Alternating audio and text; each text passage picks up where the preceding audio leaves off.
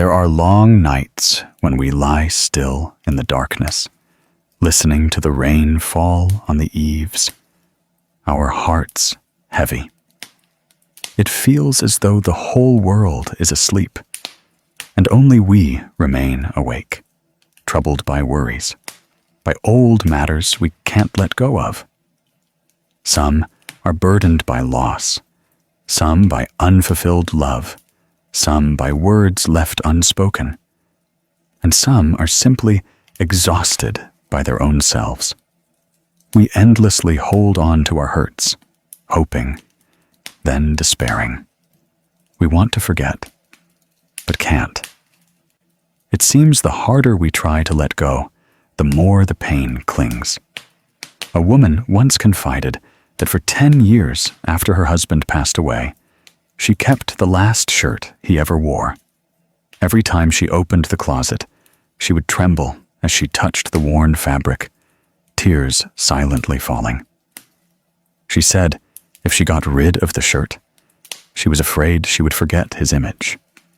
But in truth, with every breath, she was still living with that pain. She didn't realize she had lost 10 years of truly living in the present, simply because she couldn't move on from the past. The Buddha taught that all suffering originates from attachment. When the mind clings to anything, be it a person, an object, or an emotion, that is precisely the starting point of suffering. We don't suffer because of loss, but because we cannot accept loss. We don't hurt because others harm us, but because we cannot forgive ourselves. It's like holding a hot coal tightly in your hand. The longer you hold it, the more it burns. Only when you let go will you find peace and coolness in your heart. Letting go doesn't mean forgetting, and it's certainly not indifference. Letting go is learning to see everything with a serene heart, understanding that all things come and go according to causality and conditions, and nothing truly belongs to us forever. When we understand this, our hearts naturally become as light as floating clouds, no longer fearing loss, no longer resenting, no longer needing to cling. In this very moment, if you are listening to these words, please pause for a moment. Inhale deeply. Let your breath reach the bottom of your lungs. Then exhale very slowly, as if you are releasing all worries, sorrows, and resentments from your heart. Feel that gentle release. Even just one breath can be the beginning of the journey back to yourself. We may not be able to change the past, but we can learn to look at it with a gentler perspective. When we understand that everything has its causes and conditions, we will stop blaming ourselves and stop blaming others. And then, in that understanding, our hearts begin to open, and light begins to penetrate the darkest corners of the heart. That is the beginning of peace. If suffering is a door, then letting go is the key. Let your mind open so that suffering no longer has a dwelling place. For only when we learn to let go can we truly love and live fully in every moment of the present. Who among us has not known suffering? There is suffering that comes lightly, like fleeting morning mist that appears, then vanishes. But there is also suffering as deep as an abyss, causing us to struggle endlessly without escape. Some suffer from love, some from money, some from children, some from their own selves. Suffering seeps into every breath, every sleep, every meal. Sometimes we smile, but our hearts are full of storms. Sometimes we are silent, yet inside, our hearts are screaming. We try every way to escape suffering, seeking new joys, finding comfort, looking for things to make us forget. But the more we seek, the more it eludes us. Suffering still follows. This is because suffering is not external, but resides within our own minds. The Buddha once clarified that in the Four Noble Truths, four wondrous truths that anyone who understands can transcend suffering. The first truth is the noble truth of suffering. It means life is suffering. Birth is suffering. Aging is suffering. Sickness is suffering. Death is even greater suffering. We suffer when we must part from loved ones, and we suffer when we must be with those we dislike. We suffer when we desire what we cannot have, and we suffer because this body is constantly changing. This suffering is something no one can avoid. But suffering is not for lamentation, but for realizing the impermanent nature of life.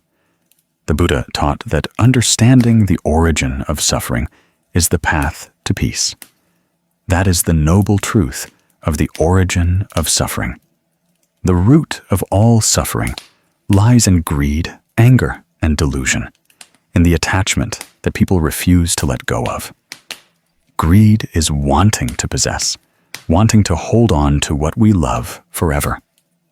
Anger is the rage when that is lost. Delusion is being confused, not seeing that all things are inherently impermanent. We suffer because we try to hold on to what cannot be held. It's like holding a handful of sand. The tighter you clench, the more sand slips away, leaving only an empty hand and a soul full of regret. Someone asked, "If we know letting go is good, why can't we let go?" Because our minds still cling. Clinging to the past, clinging to the words, gazes, and actions of others, clinging to fame and fortune, clinging to the ego. When someone says something that hurts us, we harbor anger for many years. When we lose a loved one, we live in endless grief. When a business fails, we endlessly blame ourselves, life, and others. We don't realize that this very clinging is binding us. I recall a story from the inspired Buddhist teachings about a merchant named Mr. Min, who once visited Phap Hua Pagoda to meet a monk. Mr. Min was a successful man with wealth, homes, and status, yet he always felt miserable. He lamented, "My work is increasingly tiring. My children are disobedient. My family is distant, and my heart is heavy and restless." He said, "Venerable Sir, I have everything. Yet why do I not feel happy?" The monk did not answer immediately. He simply poured a glass of hot water, pushed it towards him, and said, "Hold it tightly." Mr. Min was a little surprised, but did as he was told. The moment he touched the glass, he flinched from the heat. The monk looked at him and smiled. "Hold it even tighter." He tried to hold it longer, then cried out, "It's too hot. I can't stand it." Only then did the monk gently say, "You only let go when you feel pain. Your mind is the same. You only want to let go when suffering reaches its peak. But why wait until you get burned to let go? Why not let go as soon as you know the water is hot?" Mr. Min was stunned, looking at his reddened hand. The monk slowly continued, "In your life, you are holding too many hot things, just like that glass of water. You cling to money, fame, what people say, what people do. You also hold on to sadness, resentment, and disappointment. Each of these is hot. Each burns your mind. Let go a little, and you'll feel your heart cool down. Let go a little more, and you'll find peace."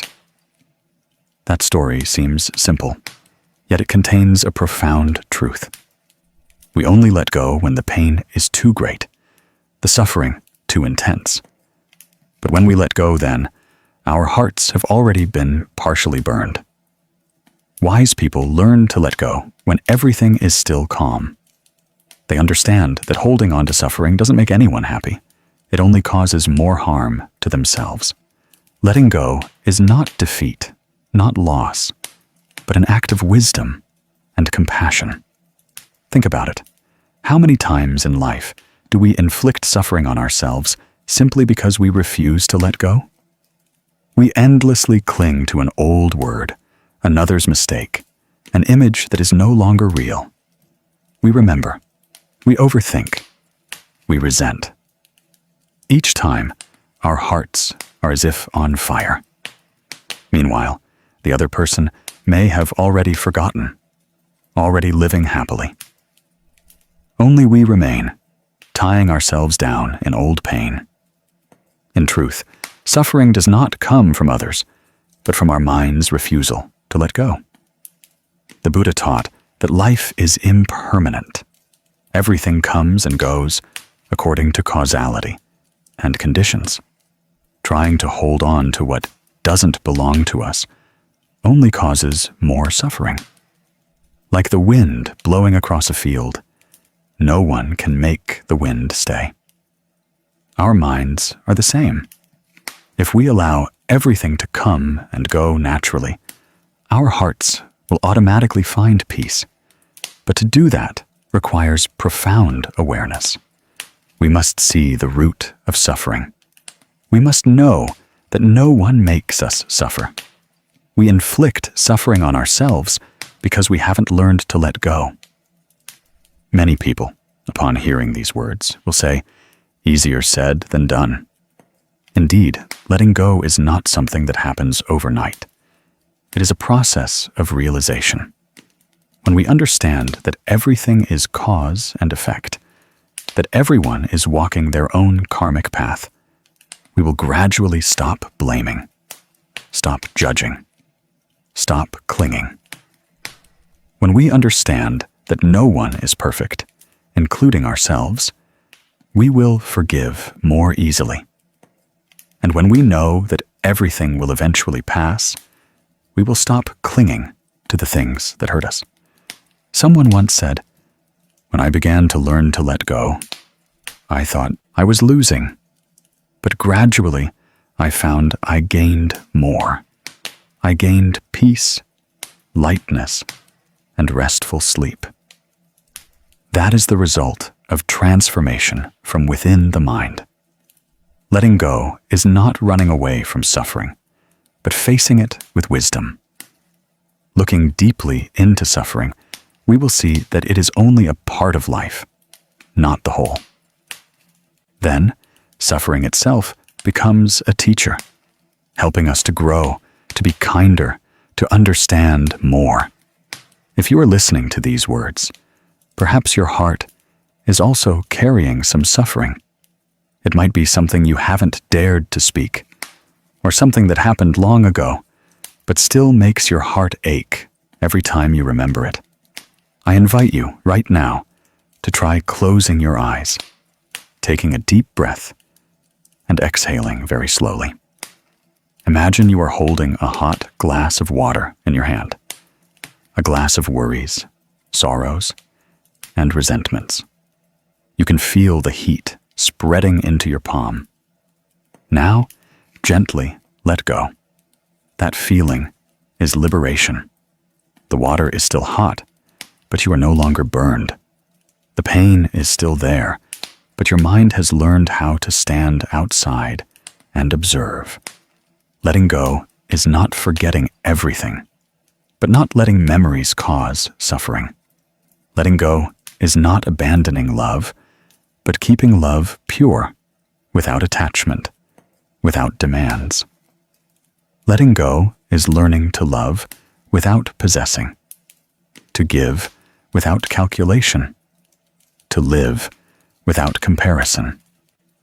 When the mind no longer clings tightly, everything naturally becomes light.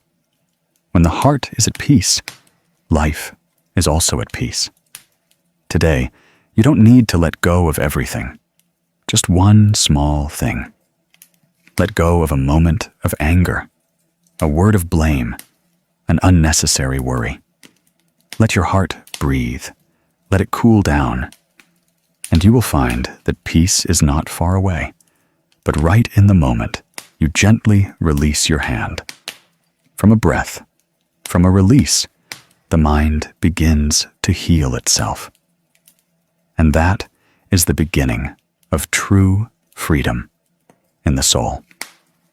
Have you ever felt so tired that you just wanted to give up everything, but didn't dare? Perhaps you wanted to stop, to release all burdens, but you still tried to hold on, simply afraid of losing, afraid of others' judgment, afraid that if you didn't hold everything together, it would collapse. That is a feeling that many people carry in their hearts. We talk about letting go, but in truth, few truly understand what letting go means. Some think letting go is giving up, being indifferent, cold. But the Buddha taught that letting go is not losing, but gaining. Gaining peace, gaining freedom, gaining a return to oneself. Life is like a river. The water flows, sometimes still, sometimes swift. If we keep trying to grasp the water, we will become tired. Water never stands still for us to hold. But when we let go, we can feel its coolness on our skin. Letting go is not turning our backs on life, but knowing to let life flow according to its natural laws, without clinging, without resisting. There's a strange thing. The more we try to hold on to something, the more easily it drifts away. But when we learn to gently let go, the things that truly belong to us will stay most naturally. Mothers worry about their children. Fathers worry about their families. Young people worry about their futures. Old people worry about tomorrow. Worry seems like love, but if excessive, it becomes a chain. Some say, I worry because I love. But deep down, worry comes from fear of loss. Fear of our children suffering, fear of loved ones leaving, fear of our own failure, fear that the future won't be as we wish. And when that fear becomes too great, it makes us unable to breathe. We bind ourselves with the invisible chains of attachment. The Buddha taught, people do not suffer because of poverty, but because their minds refuse to let go. They do not suffer because life is impermanent, but because they refuse to accept that impermanence. The story of Mrs. Hoa, a single mother, is a clear testament to this. Ms. Hoa lived in a small house in a peaceful village, working diligently year-round, saving every penny to send her son to college in the city. Her son was her pride, and also her greatest worry. From the day her son left, every night she would wake up in the middle of the night, sitting and looking at the Buddha altar, praying. She feared her son would have an accident coming home late from work, feared he would be deceived, feared he would fall in with bad company. There were nights she would burst into tears, imagining all sorts of misfortunes. Ms. Hoa recounted that every time she heard a motorbike outside the alley, her heart would clench, thinking her son had returned. When she realized it wasn't him, she would feel let down. Every morning, she would call him to ask what he ate, what time he went to work, if he was tired. Her son loved his mother, but felt increasingly suffocated. One day, when he returned home, he gently said, "Mom, I know you love me, but you worry too much. I feel suffocated. If you keep worrying like this, I don't dare to live anymore." Those words stunned Miss Hoa. That evening, she sat silently for a long time before the Buddha altar, tears falling, unsure if from sadness or realization. One morning, she went to the pagoda near her home and met the abbess. She poured out her heart. The abbess just smiled kindly and said, "My dear, there's nothing wrong with loving, but love without understanding becomes a bond. If you hold too tightly, the other person can't breathe. It's like holding a bird in your hand. If you squeeze too hard, it will die. But if you open your hand, it might still stay because it knows you love it." Ms. Hoa's heart was deeply moved. The abbess taught her to practice chanting the Buddha's name every night before sleep. Whenever you worry, take a deep breath, chant Namo Amitabha Buddha, and then whisper to yourself, "I believe in causality. My child also has his own blessings, his own path. I just need to keep my heart at peace and send him wholesome energy." From that day, Ms. Hoa began to change. At first, it was very difficult because the habit of worrying had taken root deep in her heart. There were nights when fear arose again, but she would close her eyes, chant the Buddha's name, and breathe deeply. Gradually, her mind settled. It wasn't that she stopped loving her son, but that she loved with understanding. She understood that letting go of worry was not abandoning him, but giving him the opportunity to walk his own path, to grow. The more she let go, the lighter her heart became. The more she chanted, the more peaceful her mind became. Strangely, her son also became happier. His work went more smoothly, and their mother-son relationship grew warmer. The Buddha once taught that letting go is not giving up, but not allowing the heart to be bound. When we can let go of fear, we will clearly see that nothing is truly lost. When we let go of anger, there will be room in our hearts for love. When we let go of worry, the mind becomes clear enough to see that this life is still very beautiful. Letting go is an art of wisdom. One who knows how to let go is one who has deeply understood causality, understanding that each person has their own karma, their own path. We cannot live for anyone else, nor can we bear anyone else's burdens. All we can do is live well, sending them good intentions and wishes for peace.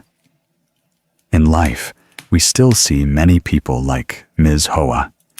Some work themselves to exhaustion for fear of losing status, forgetting what they once dreamed of. Some remain in a hurtful relationship for fear of loneliness. Some always try to appear strong for fear of what others might say, while their hearts are broken.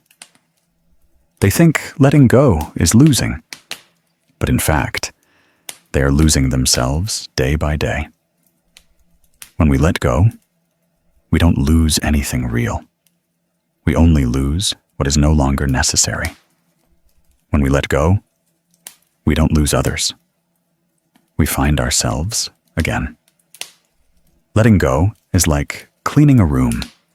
The more old things you keep, the less space you have for new things, painful memories, resentments, worries.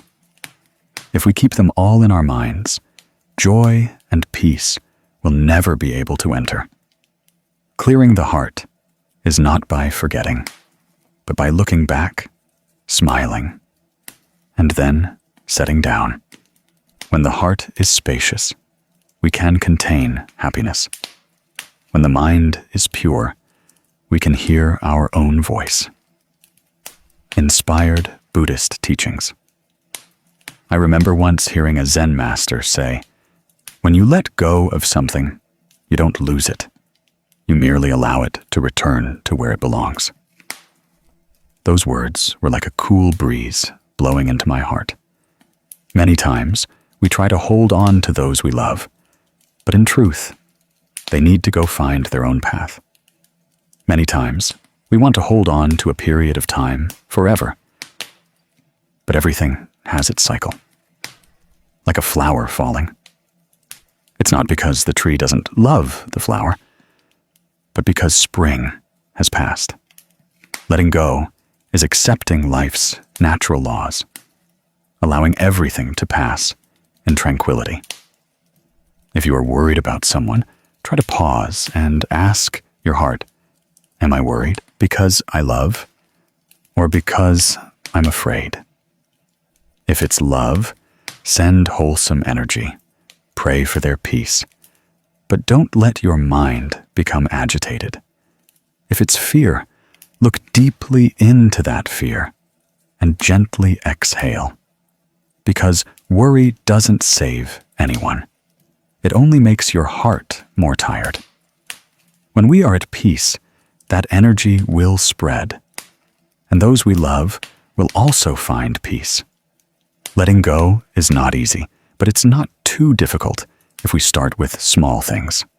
Today, try letting go of an unnecessary worry. Instead of checking your phone 10 times to see if the other person has messaged, just breathe and smile. Instead of thinking about what might happen, look around and appreciate what is. When the mind rests, suffering naturally dissolves.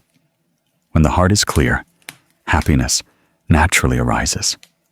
Every night before bed, sit quietly, close your eyes, place your hand on your chest, and softly say, "I am grateful that I am still breathing, still able to love." Just for that one moment, you will feel your heart light as a cloud.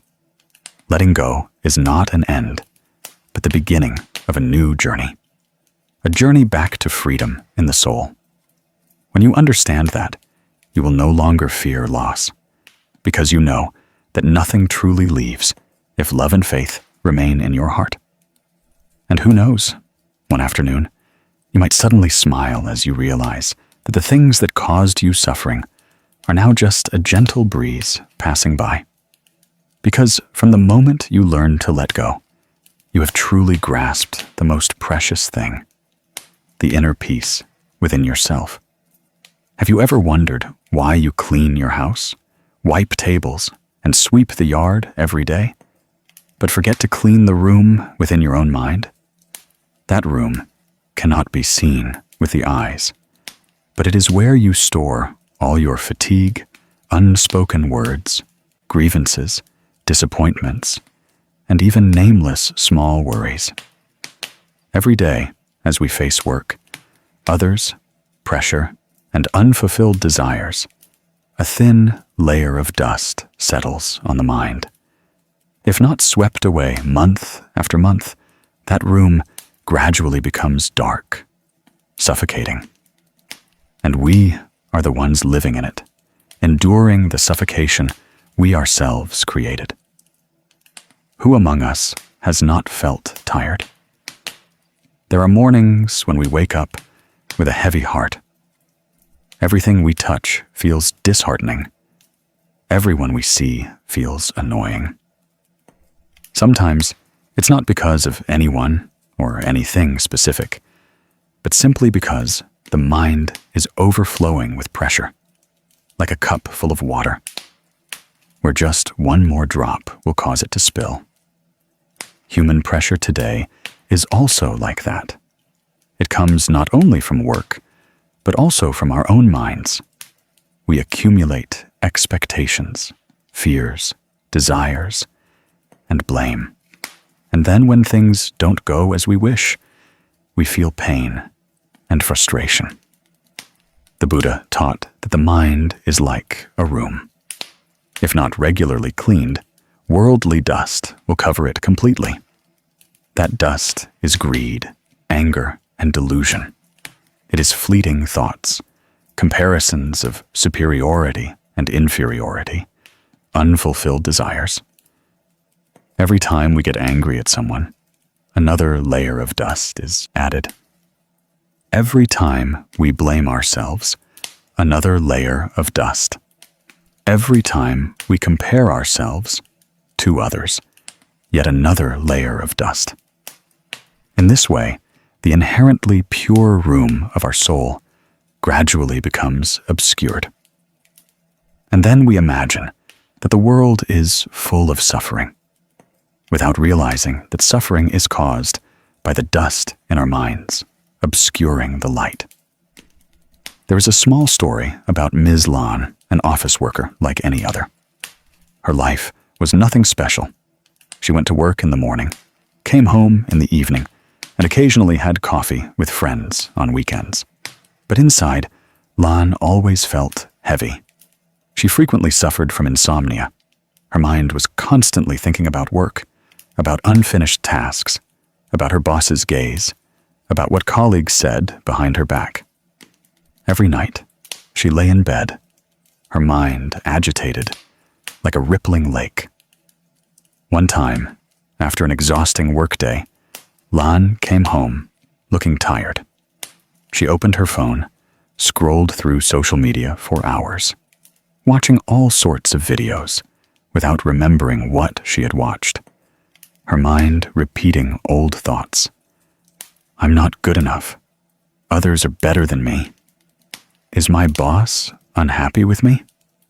Then she saw a Dharma video, the teacher's gentle voice saying, "In the room of the soul, if not cleaned, worldly dust will cover it completely. Have you cleaned your mind today?" That question startled her. She turned off her phone, turned off the light, and sat in silence. The room was dark, with only faint light filtering in from the window. For the first time in months, she tried taking a deep breath. She clearly heard her own breathing, heard her heart beating, heard the gentle breeze outside on the porch. Initially, her mind still raced, thinking of countless things. But gradually, as if a layer of dust was being blown away, she felt her heart settle. A small but clear sense of peace permeating her heart. From that day, Lan began to set aside 10 minutes each evening to clean the room of her mind. No elaborate rituals were needed, just sitting quietly, breathing deeply, and reflecting on her day. Was there anything that made her angry? Anything that made her sad? Anyone she might have inadvertently hurt? She silently offered apologies, thanks, and forgiveness. She released each fragmented emotion that had lingered during the day. In this way, her mind gradually became clearer. She realized that cleaning her mind didn't waste time. On the contrary, it gave her more energy, more inner peace to face the next day. The Buddha once said, "If the mind is purified, the world becomes bright." People only worry about cleaning their houses, forgetting that the mind also needs to be cleaned every day. We often wait for big events to meditate, wait until we suffer to seek the Buddha, forgetting that it is precisely in ordinary moments that we need to keep our minds purest. When you learn to pause amidst countless tasks, just to take a deep breath and exhale so slowly, that is when you are sweeping away the dust from your mind. When you forgive someone instead of getting angry, that is when you are sweeping away the dust from your mind. When you smile at yourself after a tiring day, that is also when you are wiping away a long accumulated layer of dust. The room of the soul doesn't need to be empty, just bright enough for you to see everything in it, to see sadness without being controlled by it, to see anger without letting it dominate, to see worry and know it is only temporary. That is, letting go of pressure. Letting go is not abandoning, but realizing that you don't need to carry everything in your heart. When the mind knows how to let go, pressure dissipates like morning mist under the rising sun. Letting go of pressure is an art of living. Those who don't know how to let go, even if successful, suffer. Those who know how to let go, even if poor, find peace. Because pressure is not about how much we carry, but how we view what we are carrying. With the same stone, one with a heavy mind feels it heavy. One with a light mind feels it light. Just like Lan, before she knew how to let go, every small word from others weighed heavily on her.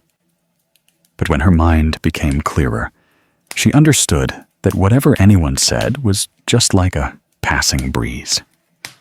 Letting go of pressure is also sweeping away delusive thoughts.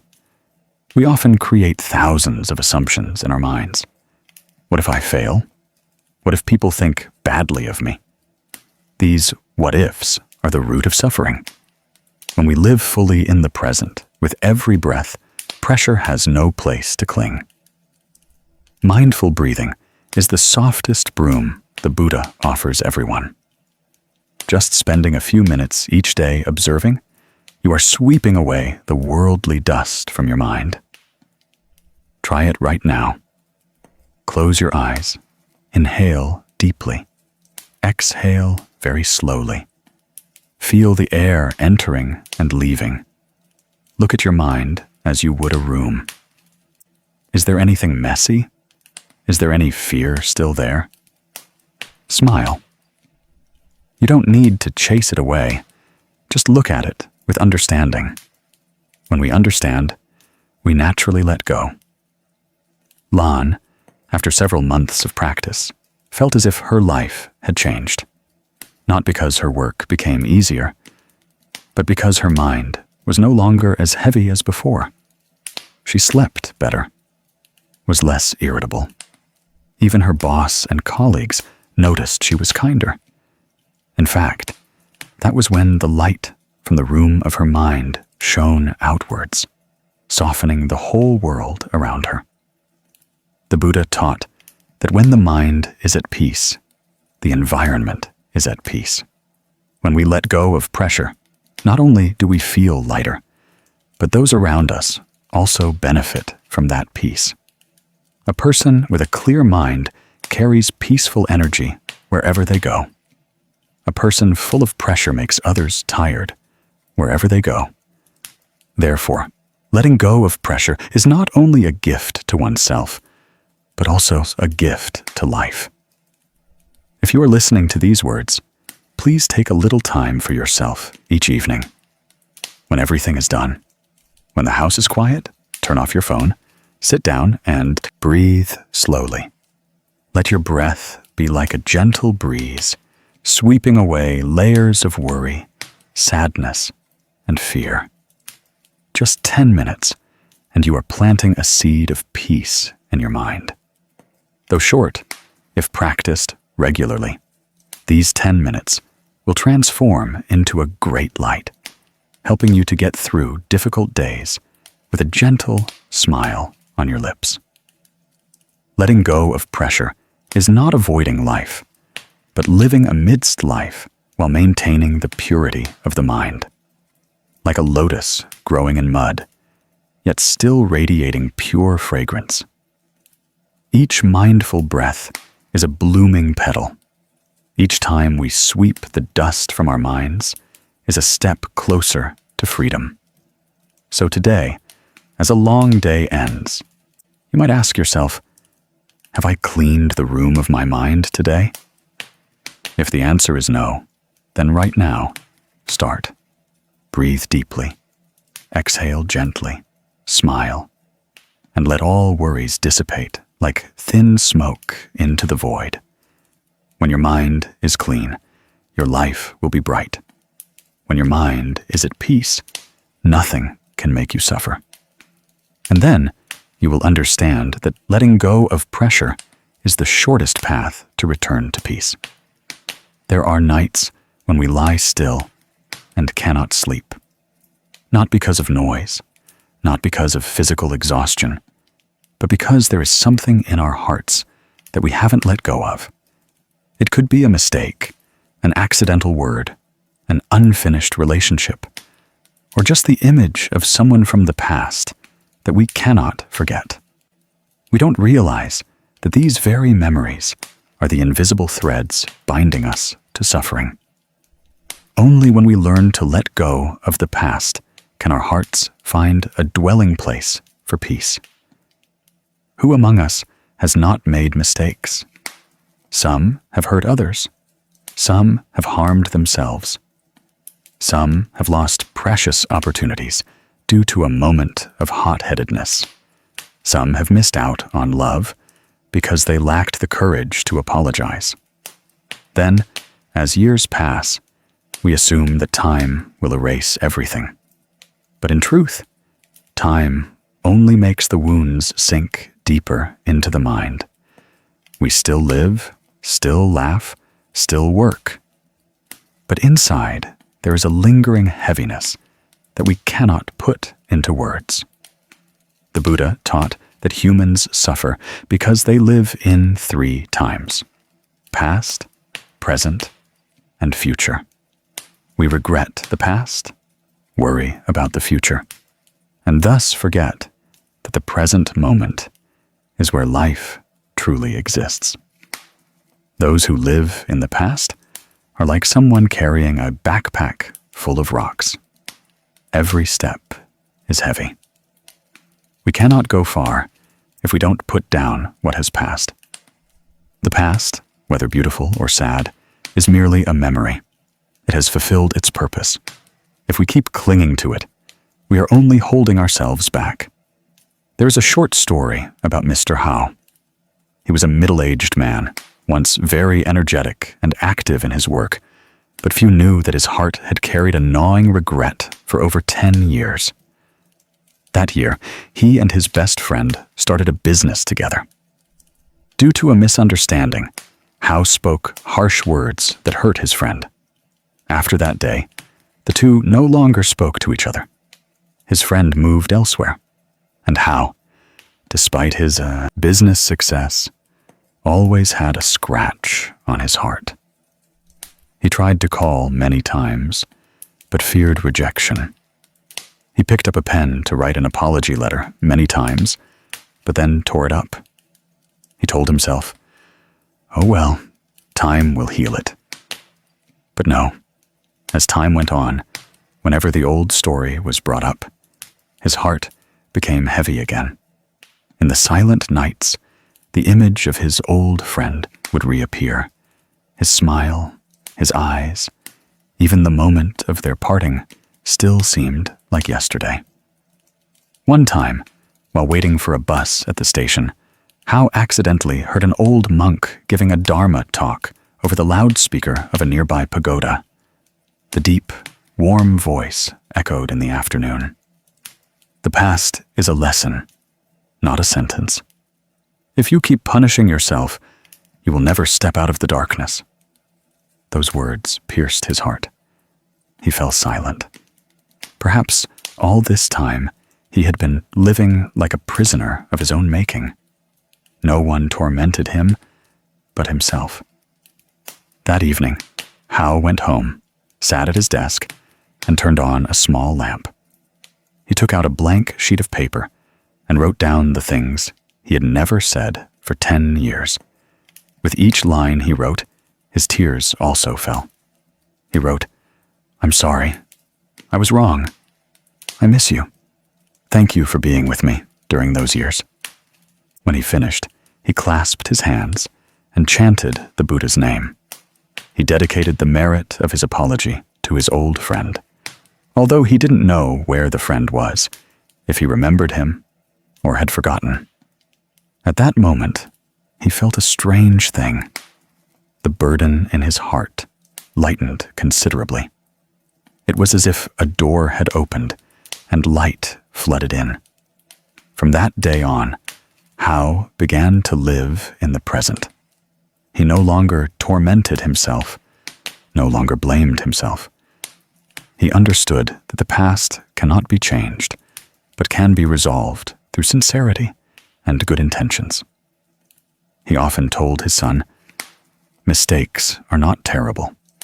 What's terrible is not daring to face them.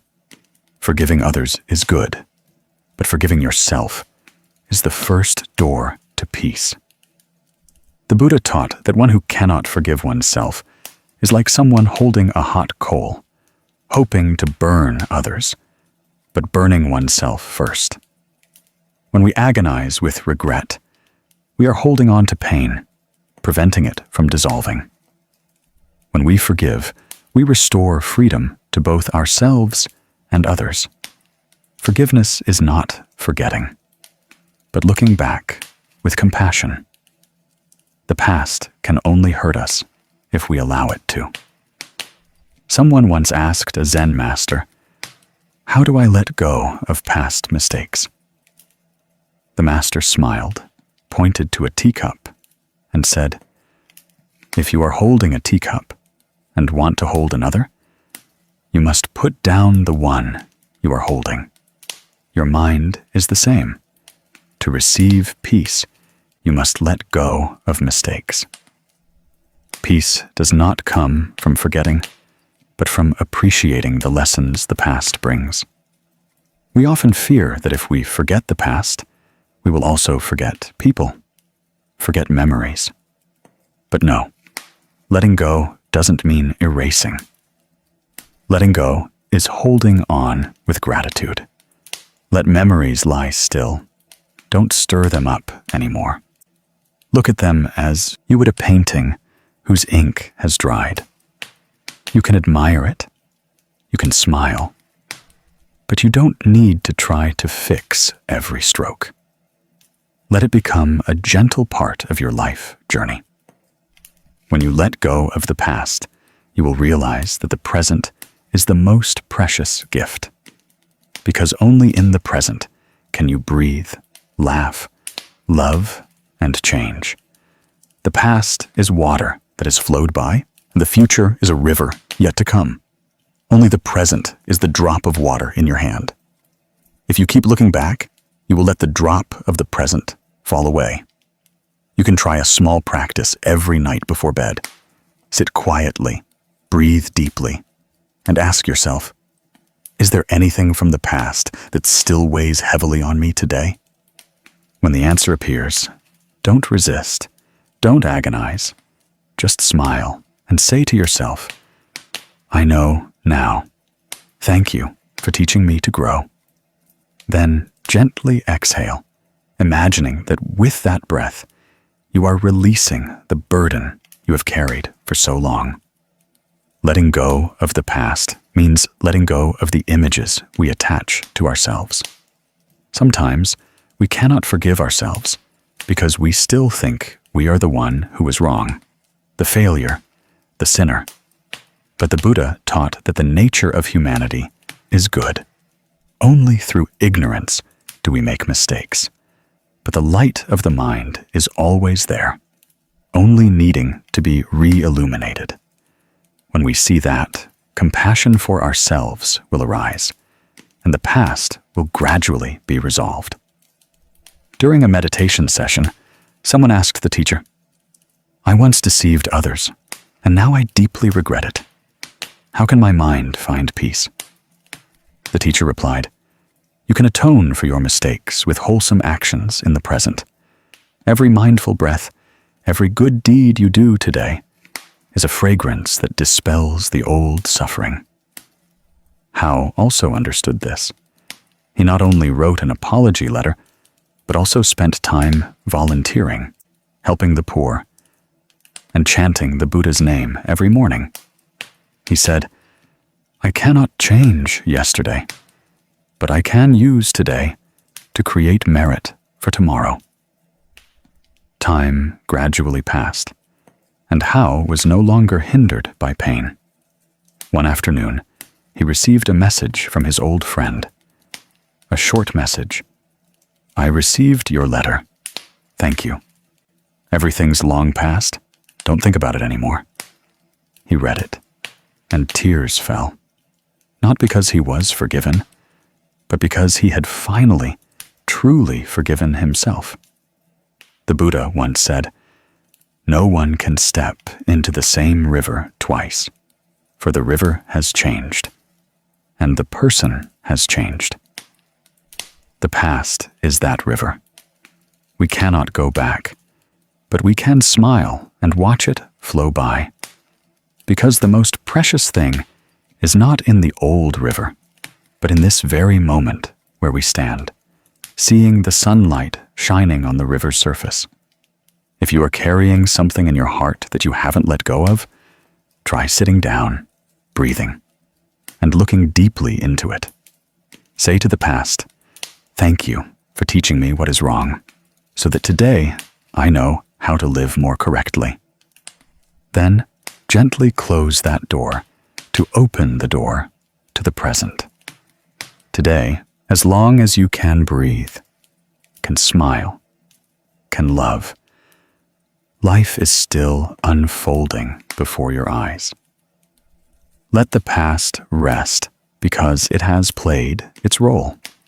Do not punish yourself anymore. Do not trap yourself in past mistakes. Forgiving yourself is opening the first door to peace. When your heart truly lets go, you will hear a very soft sound, the sound of freedom, of peace arising from within. And then you will deeply understand the Buddha's teaching. Letting go is not forgetting, but returning to oneself. Live fully in the present, for only here, in this moment, can you truly live, truly find peace. Have you ever felt so angry that you trembled, your breath became shallow, your heart pounded, and the whole world before your eyes seemed to turn red? Then, after the outburst, you felt exhausted, empty, even regretful, but still didn't know how to stop being angry? This life is not without times when we are hurt, misunderstood, insulted, or betrayed. And in those moments, the fire of anger seems to ignite and burn everything. Many people carry anger for years, only to become the most miserable themselves. The Buddha once taught that resentment and anger only hinder success. Anger is no different from picking up a burning ember and throwing it at someone else. But before it reaches them, our own hand is already burned. Some say anger is instinct, but letting go of anger is wisdom.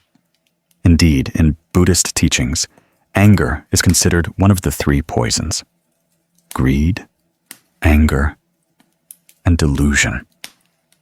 These three root defilements cause people to endlessly wander in the suffering of samsara. When anger arises, reason is obscured, compassion is forgotten, and all the good karma accumulated over long periods can be burned away in an instant.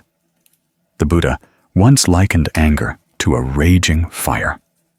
No matter how great one's merits, if a single thought of anger arises and is not transformed, that fire will burn away all accumulated merits. Therefore, a Buddhist practitioner is not someone who doesn't know anger, but someone who knows how to recognize, embrace, and transform anger so that the mind gradually becomes as clear and cool as water. I remember once a kind monk recounted that when he was young, he was also very hot-tempered. Just a word of criticism or a small, disrespectful act was enough to make him angry. But then he realized that after each outburst of anger, his heart felt withered, without a trace of wholesome energy. From then on, he practiced pausing whenever he felt angry, simply taking a deep breath, exhaling very slowly, and silently chanting the Buddha's name. The anger was still there, but it was no longer the master. From then on, he maintained that anger cannot be eradicated by anger. Only understanding and love can extinguish that fire in daily life. Perhaps each of us has at some point been like Mr. Thin in the following story.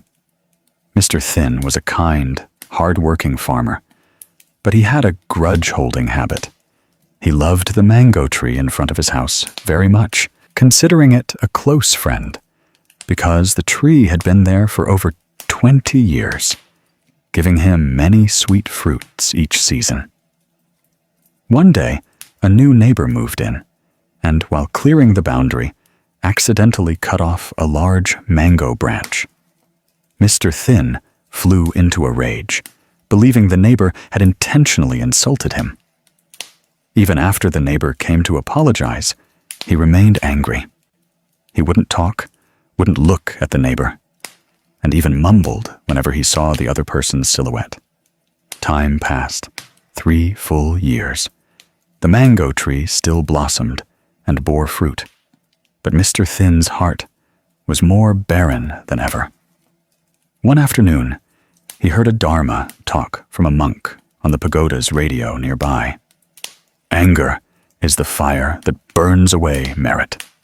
One who harbors resentment is one who imprisons oneself in a prison of their own making. That saying was like a needle touching his heart's wound. He turned off the radio, sat silently, looking at the mango tree, and sighed. For the past 3 years, he had sown so many seeds of suffering in his mind. He realized the neighbor probably no longer remembered the old incident, only he still clung to his anger, like holding a hot coal in his heart. That evening, he sat before the Buddha altar, clasped his hands, and chanted, "Namo Amitabha Buddha." His chanting was initially shaky and hesitant, but then gradually became steady and gentle. He felt as if layers of dusty haze in his mind were being washed away. The next morning, he brought a basket of mangoes to his neighbor's house, smiled, and said, "The mangoes are very sweet today. Please try some." The neighbor was surprised, and then moved. In that moment, Mr. Thin felt his heart light as a cloud. 3 years of anger vanished, leaving only peace spreading throughout his small home. That story is not unfamiliar to us. Who in life has not been angry, has not felt their blood boil when someone hurt them? But what makes us suffer is not the actions of others, but how we react to them. The Buddha taught that our mind is like water. When anger arises, the water is stirred and muddied, making us unable to see the bottom of the lake, which is our pure, true mind. If we sit still and let the water settle, no matter how cloudy it was, it will eventually become clear again. Letting go of anger is not weakness, but courage. Courage to forgive, to understand, to not make ourselves victims of our own negative emotions. In the Dhammapada, the Buddha once taught, "Hatred does not cease by hatred, but only by love. This is an eternal law." When someone hurts us, our first instinctive reaction is to retaliate, to prove ourselves right. But the more we try to prove ourselves, the more we get caught in a spiral of hatred. A truly strong person is not one who can hurt others, but one who can keep their mind calm amidst the storms.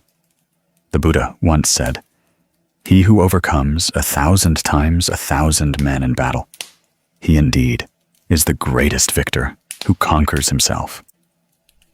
Conquering anger in the mind is the greatest victory in a human life. Anger is fire, but if we know how to breathe, that fire can turn into light. Try to observe your anger each time it arises. When someone says something that hurts you, instead of reacting immediately, stop and breathe. Inhale, know that you are angry. Exhale, know that you are calming down.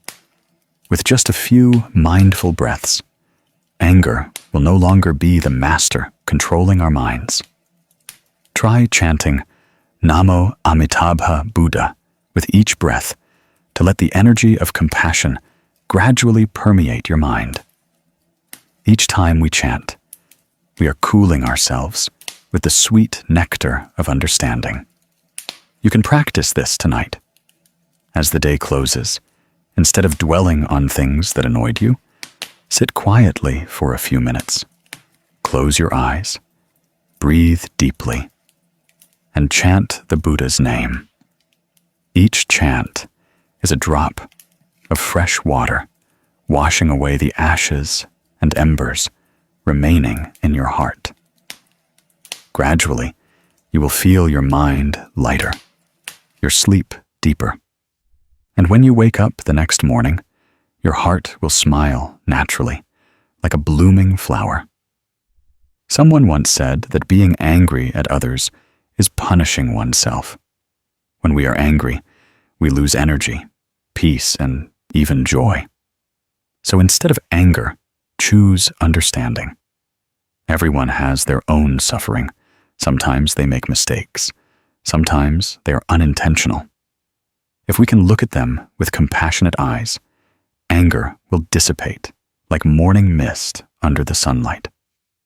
Letting go of resentment not only purifies our minds, but also allows those around us to feel that wholesome energy. Someone who knows how to forgive can soothe an entire space, making others want to live more kindly. Remember the Buddha's teaching. When the mind of anger ceases, heaven opens. When anger subsides, heaven is not far away, but right within our own hearts. The very moment we can smile at someone who once angered us, that heaven has already opened.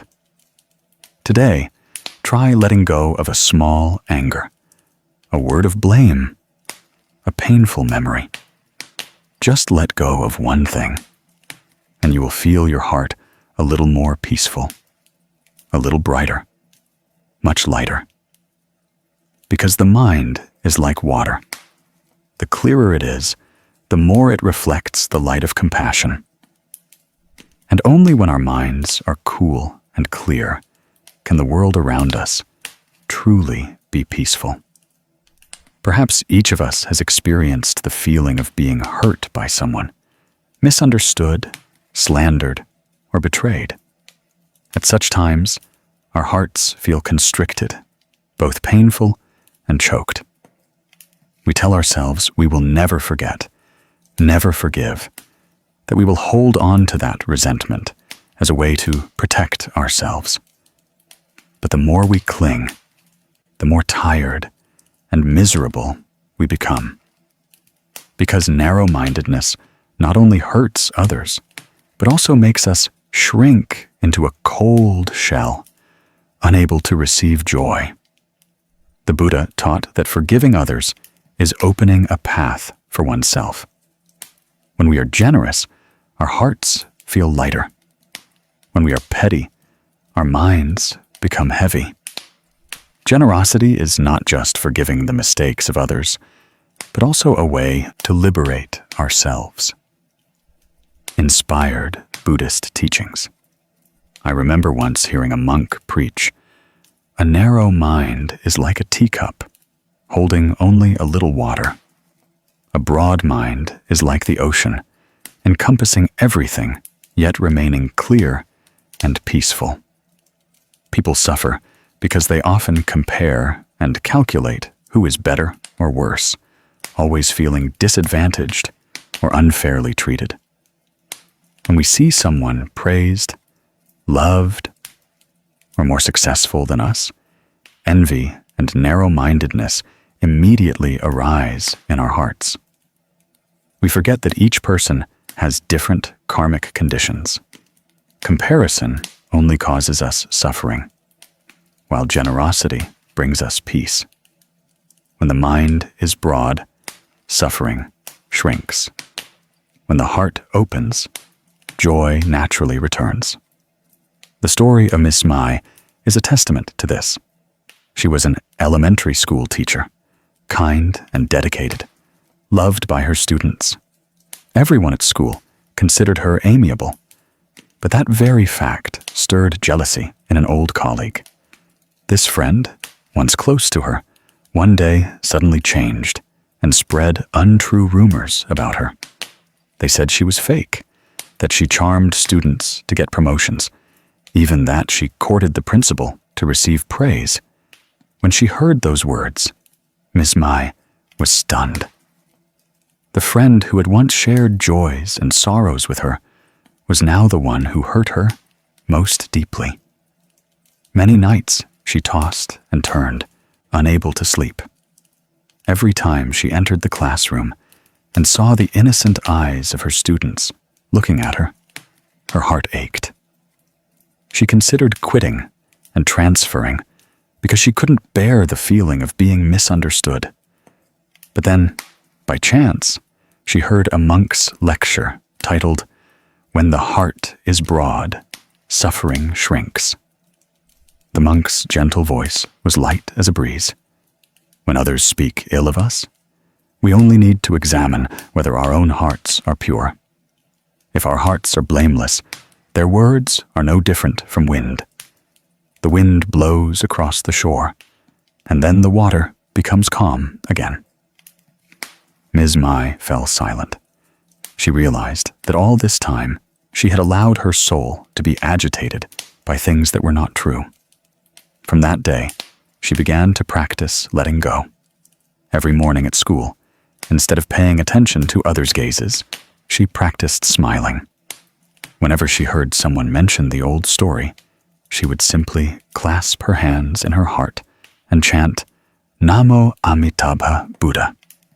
In the evening, she would sit quietly, breathing deeply.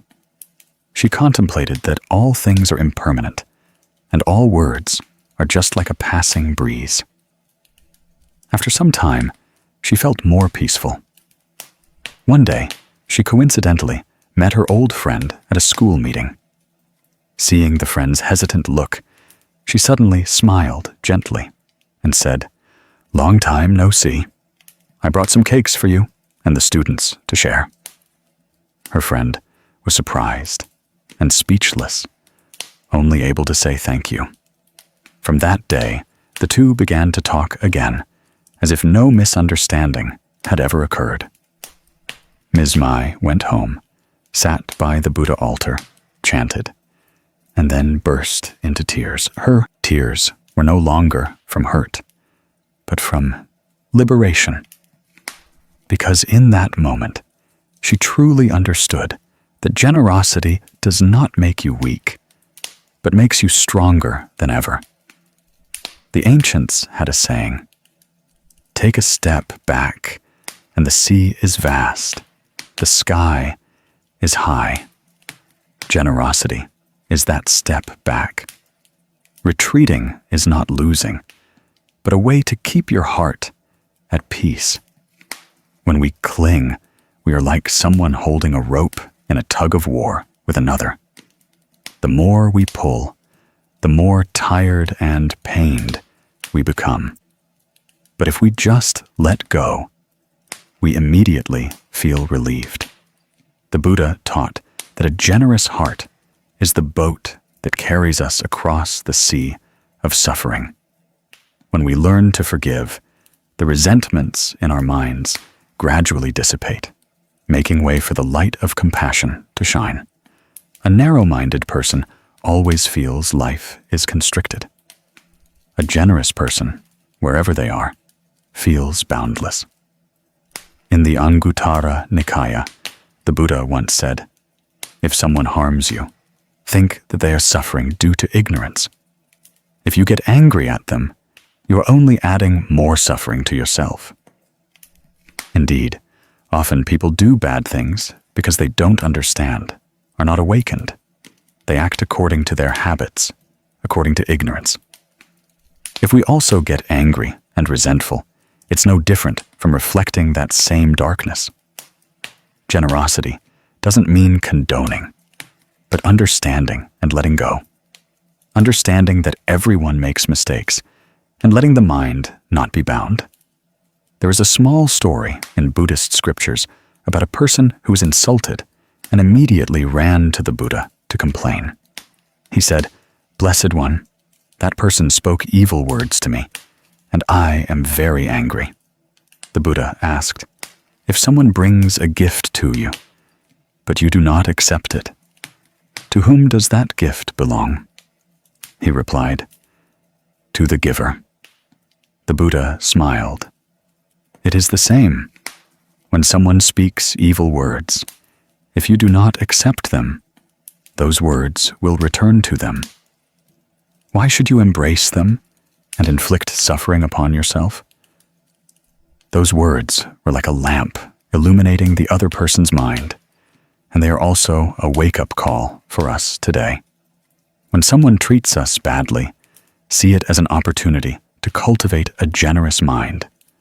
For if our hearts are broad, all harsh words are just like waves crashing on the shore, then dissipating.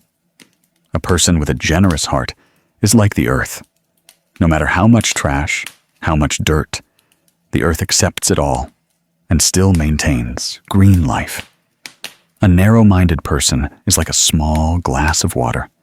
Just one speck of dust makes the water cloudy. Generosity is not just towards others, but also towards ourselves. Sometimes we blame and torment ourselves for past mistakes, unable to forgive ourselves. But the Buddha taught that no one is perfect. Forgiving ourselves is also a form of generosity. When we accept that we too have made mistakes, have stumbled, we will learn to empathize with others. In daily life, practice opening your heart with the smallest things. When you see someone behaving incorrectly, instead of judging, think that they are suffering. When someone says something unpleasant, take a deep breath and smile. When someone takes more than their share, see it as an opportunity for us to practice equanimity. Every day, if we let go of a little clinging, our hearts will be a little lighter. And gradually, day by day, our hearts will expand like the sky. A generous person does not need to try to be loved because they themselves are a source of wholesome energy that makes anyone near them feel warm. Today, you can practice a small thing to nurture generosity. Close your eyes and think of someone who once made you sad. Inhale and silently say, "I understand you are suffering." Exhale and say, "I pray for your peace." Just one breath. But when done with sincerity, you will feel a new space opening in your heart.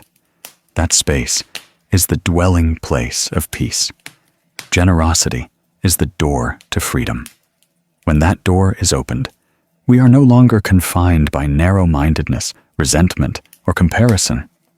We step into a world of compassion, where everything is light as wind, clear as water, and warm as morning sun. Remember that generous people are not so because they don't feel pain, but because they understand that holding on to pain does no good. When we know how to open our hearts, suffering shrinks and joy grows.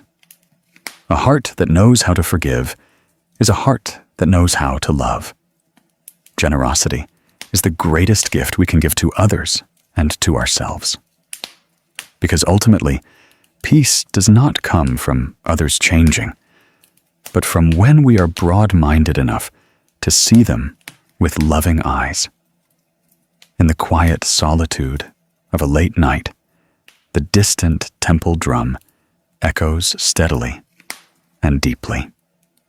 That sound is like the heartbeat of the universe, like a gentle reminder to each person that amidst life's many worries, there is still a place for us to rely on, a path for us to return to. Perhaps in that moment, many will ask themselves why their hearts always tremble, why fear keeps clinging. We fear losing loved ones, fear illness, fear failure, fear the future. And sometimes it's just the fear of loneliness within our own minds. The Buddha taught that fear is one of the deepest roots of suffering, because when the mind is still bound by ignorance, we feel small before the vastness of life. We try to control everything, hoping to keep what we love, avoiding what we dislike. But life is inherently impermanent. Even if we hold on, it cannot last forever. And even if we avoid, we cannot escape what is destined to come. The more we try to grasp, the stronger the fear becomes. The more we try to deny, the deeper the darkness spreads in the mind. Some say that humans fear death most. But in reality, what we fear is not death itself, but the feeling of losing control, the feeling of not knowing what will happen next. It's like standing before a dark room. We don't know what's inside, so the mind begins to imagine, exaggerate, and then we panic ourselves. The Buddha once said that when we shine the light of mindfulness into the dark places of the mind, fear dissipates like mist meeting the sun, because the essence of darkness has never been real. It is merely the absence of light. Similarly, fear has never been real. It is only the shadow of ignorance, of not clearly seeing the true nature of things. Try to look deeply into the things that make us afraid. Fear of losing loved ones, because we mistakenly believe that we and that person are two separate entities.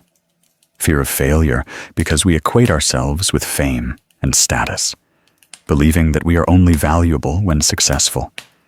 Fear of illness, because we forget that this body is inherently an illusion. What is born must perish. All fears arise from the ego's clinging, from the self we want to protect, want to exist forever. But when we understand that all things are inherently impermanent, that nothing truly belongs to us, then fear gradually loses its grip. There is a small story about Ms. Nung, a young mother in a rural area. She was kind and cared for her husband and children, but her heart was always full of unease. She feared her husband would change his heart, feared her children would get sick, feared a bleak future. Every night she lay in her small room, listening to the rain fall, unable to sleep peacefully. Some nights she would wake up in the middle of the night, sweating profusely, her heart racing, feeling as if she had just fallen into an endless abyss. She felt herself being gradually swallowed by the darkness, with nowhere to cling. Then, one night, in despair, she heard the distant sound of a temple bell. The deep, warm bell pierced through the dark night, as if someone was gently comforting her. She turned on her phone and found a Dharma talk titled "Chanting the Buddha's Name During Unease." She followed the words in it, took a deep breath, and exhaled softly, chanting, "Namo Amitabha Buddha." At first, her mind was still trembling, but she patiently continued, breath by breath, word by word, each chant merging with her breathing. After just a few minutes, the fear seemed to dilute. She felt a warm light spreading in her heart. At that moment, she realized that fear was not brought by the world, but by her own inability to return to the present, her inability to rely on the Buddha's light within her mind. The next morning, Ms. Nhung recounted it to her husband, who looked at her and saw a strangely gentle look in her eyes. From then on, she still faced many difficulties, but her heart was at peace. Whenever unease arose, she would chant the Buddha's name. Gradually, she understood that life cannot be free from suffering, but the mind can be free from suffering's control. The Buddha taught that those who reflect will see that fear is a lesson, a mirror for us to examine our minds. When afraid, we can ask ourselves, what am I afraid of? Is this fear real? Who is afraid? In this way, through mindfulness, we illuminate each layer of the mind, seeing that the root of fear is ignorance, not clearly seeing the truth. Once seen, fear immediately dissipates, just as deep darkness, no matter how profound, vanishes instantly when a single candle is lit. If today you are also afraid, try to pause. Take a deep breath, feeling the breath entering and leaving. Every breath is a miracle. When you breathe and know you are breathing, your mind has returned to the present. And in the present, there is no past to regret, no future to worry about. There is only life manifesting. Gently chant, Namo Amitabha Buddha. Don't try to chase away fear. Just sit still and recognize it with a clear mind. You will see that fear is just a passing cloud. It comes and goes. A monk once taught that one who is fearless is one who has seen clearly that all things are impermanent, that this body will perish, but the knowing nature remains bright. When we no longer identify ourselves with this body and mind, when we see ourselves as the stream of awareness, observing, then there is nothing left to fear.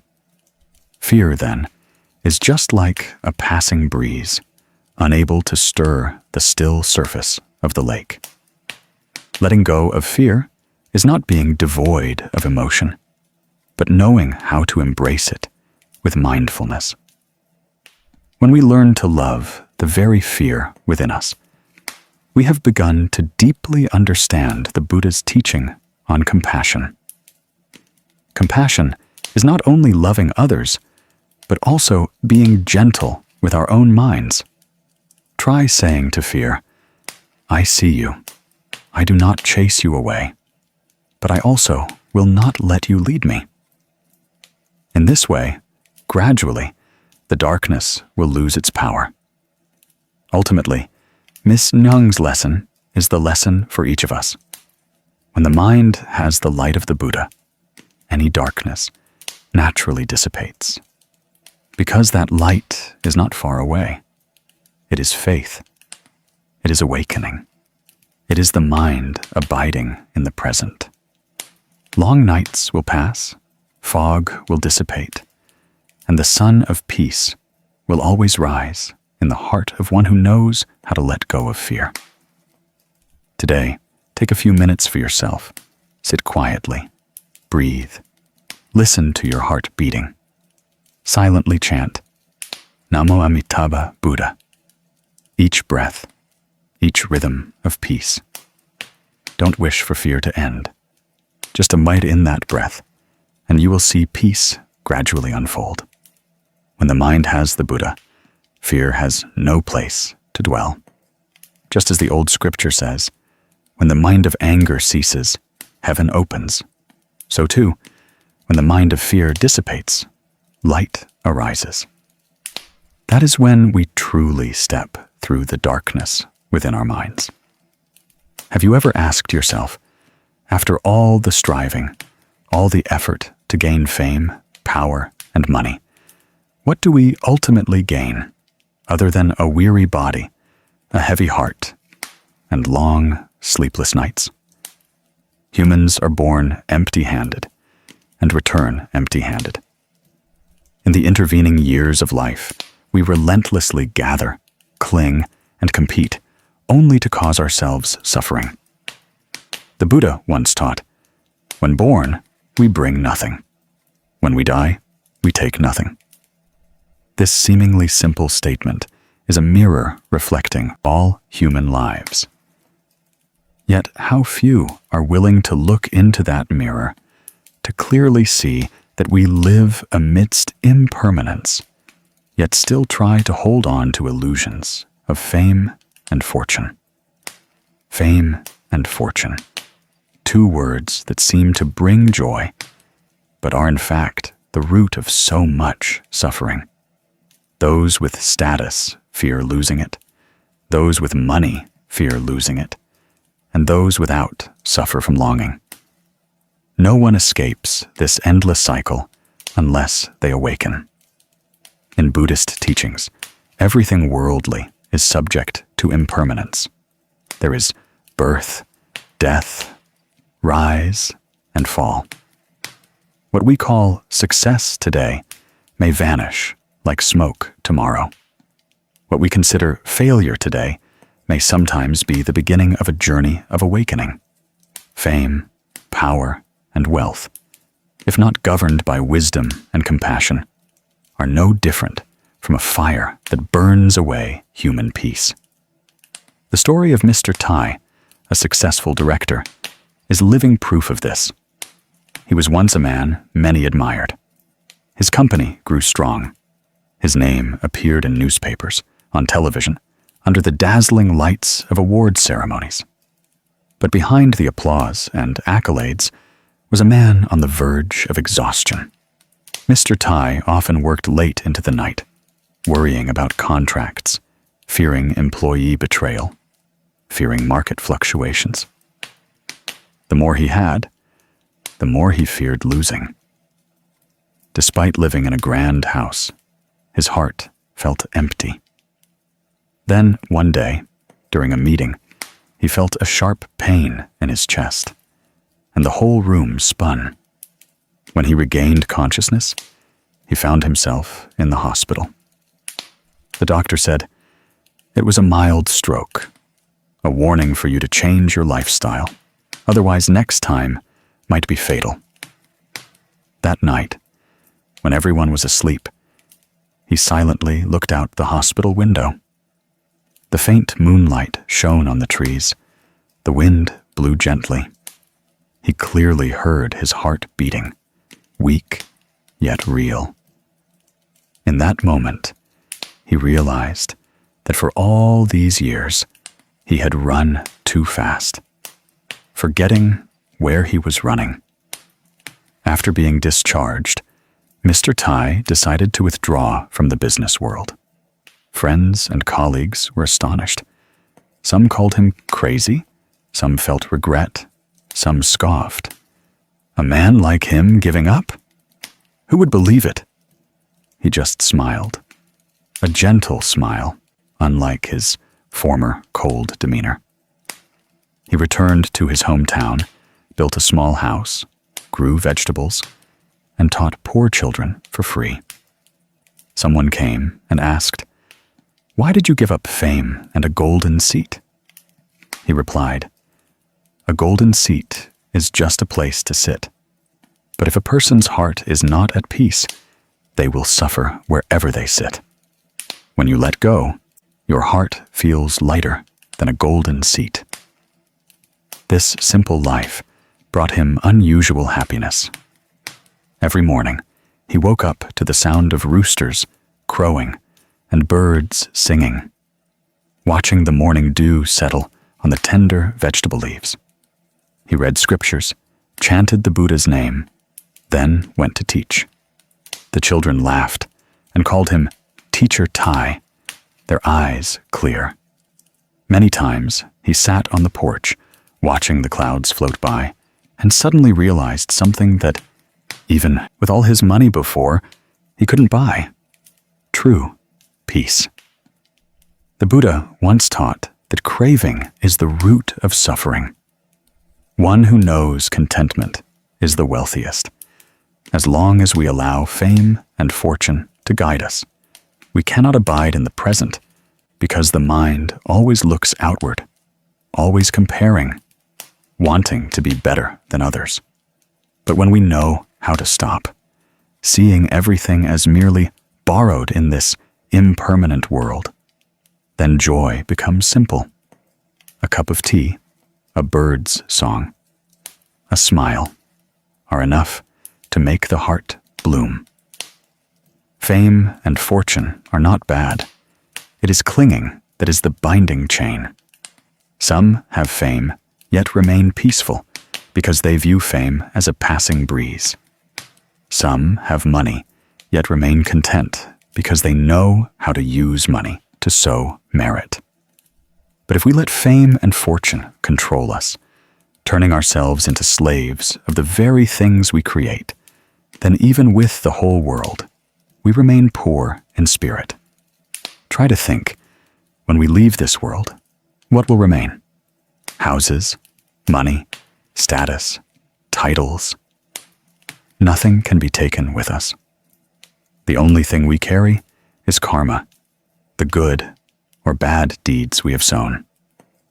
A human life is like a dewdrop on a leaf, sparkling in the morning, but vanishing without a trace when the sun rises.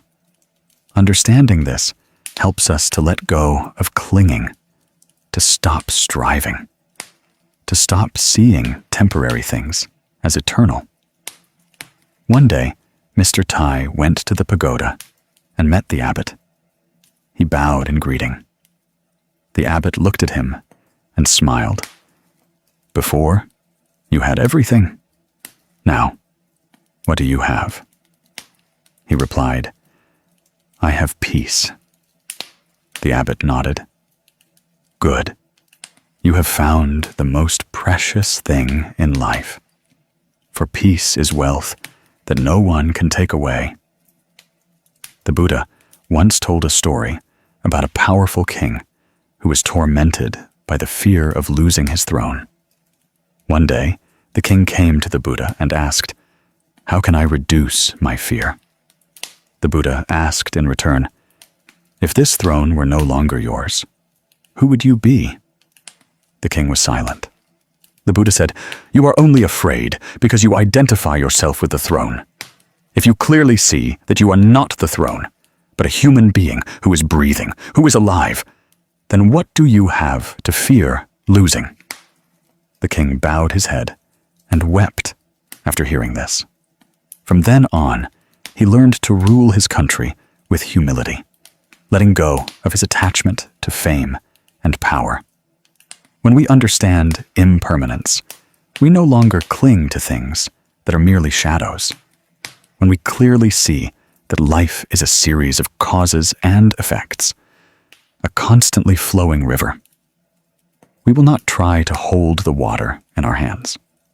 Because the tighter we grasp, the faster the water flows. The more we try to protect fame and fortune, the more we lose our freedom. Only when we open our hands do we truly feel free. Some people only realize this at the end of their lives. Some, in the midst of illness, in moments of parting, understand that their whole life they have chased after meaninglessness. But there are also those who have enough good fortune to awaken early, like Mr. Tai, like many others who choose to let go. Letting go is not abandoning everything, but no longer allowing those things to control our minds. One day, ask yourself, what am I running for? If the answer makes you tired, makes you lose sleep, makes you forget simple joys, then perhaps it is time to stop. No one forces us to give up everything. Just learn to lighten your heart. See all successes and failures as merely conditions that meet and separate, fame and fortune as shadows on the water. Whether they exist or not, they are not real. The Buddha taught that for people to find peace, they must know contentment and know when to stop. Know contentment, so the mind is not greedy. Know when to stop, so the mind is not agitated. A person who craves more, runs more, and suffers more. A person who is simpler finds more peace. There is a saying, let go of one desire, and you gain 1 part of happiness. The less you want, the richer you are in spirit. The more you want, the poorer you are in your own life. If today you are chasing something and feel tired, stop for a moment. Breathe deeply.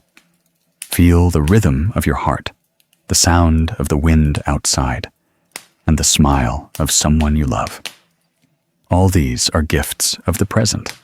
Money, fame, status cannot buy a moment of peace.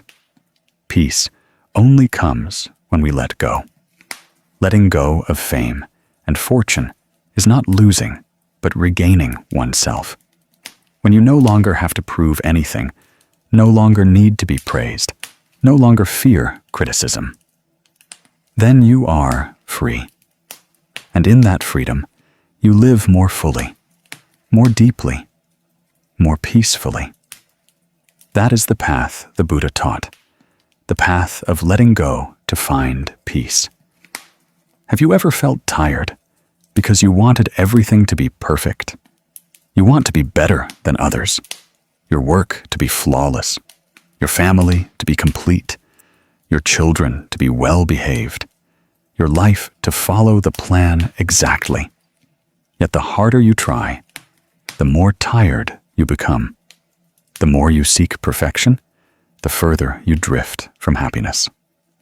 Your mind is like a taut string. Just a little adverse wind will break it. Deep down, everyone desires to live well, to improve themselves, to have everything complete. But between a legitimate desire and the desire for perfection, there is only a thin thread. When we try to grasp perfection, that's when we lose our inner peace. The Buddha once taught that all suffering originates from attachment, and clinging to perfection is also a type of attachment. We don't realize that in this impermanent life, nothing is truly complete. Flowers bloom and then wither. The moon waxes and wanes. People change. Yet we want everything to be immutable. We want everyone to understand us. We want the world to follow our wishes.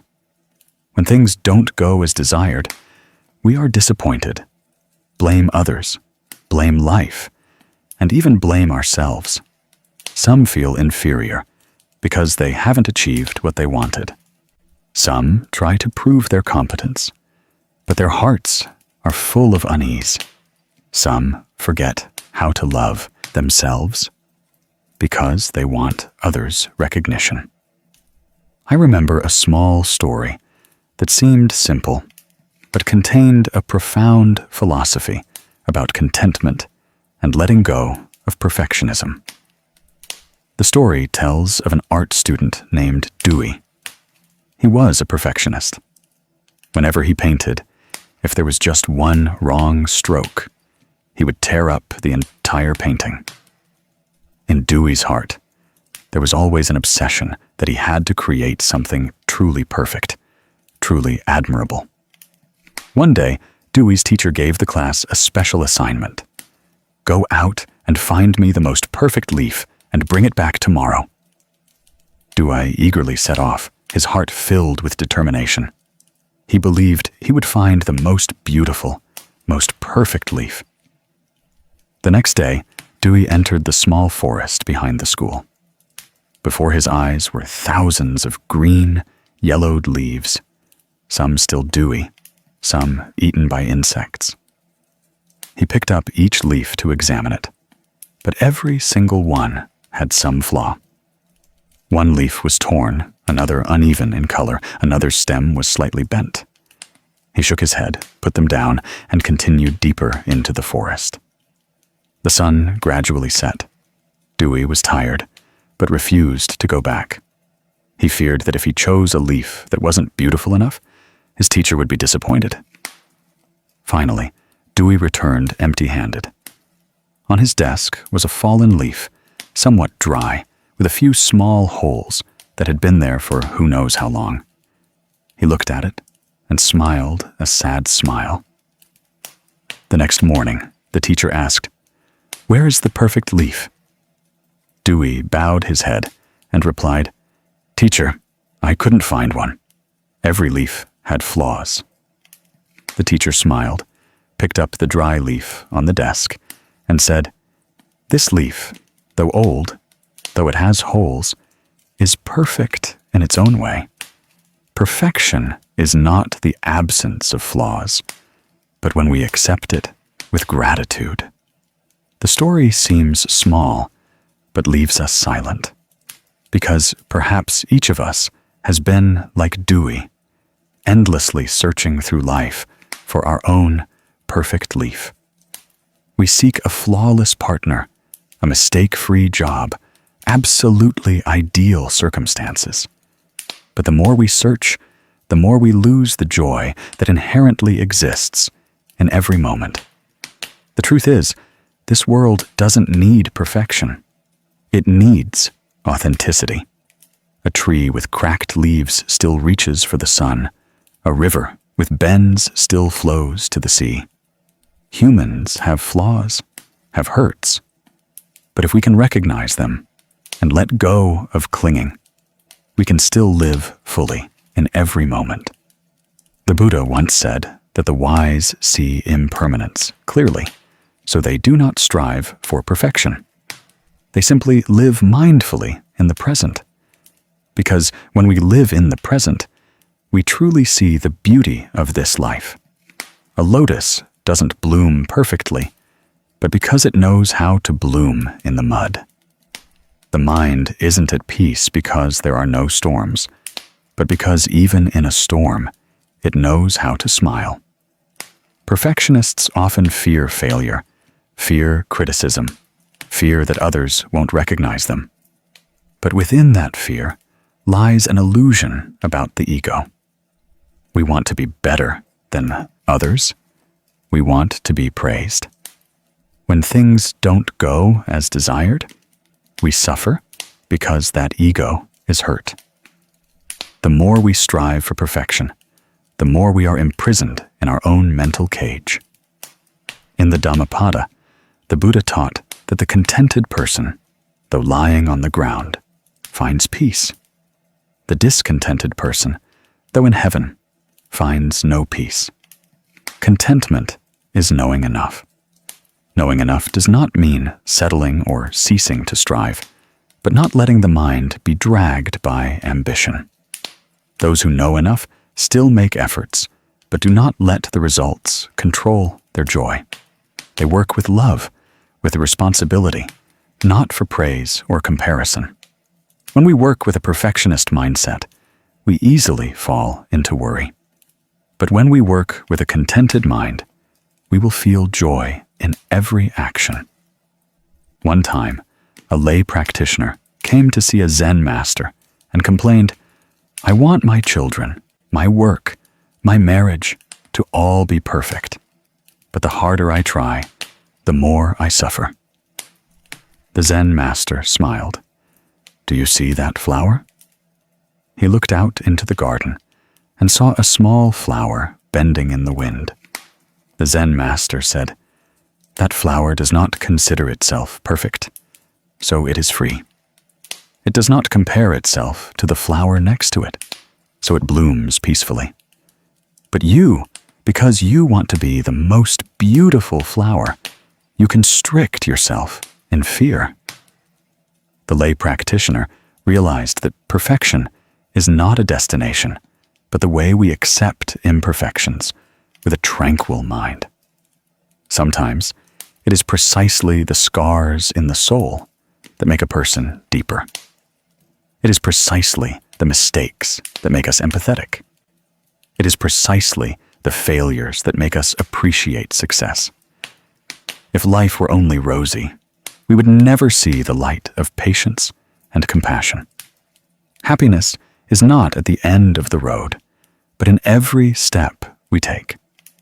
Every time we know how to let go of perfectionism, how to smile at incompleteness, that is when we are learning the art of living with contentment.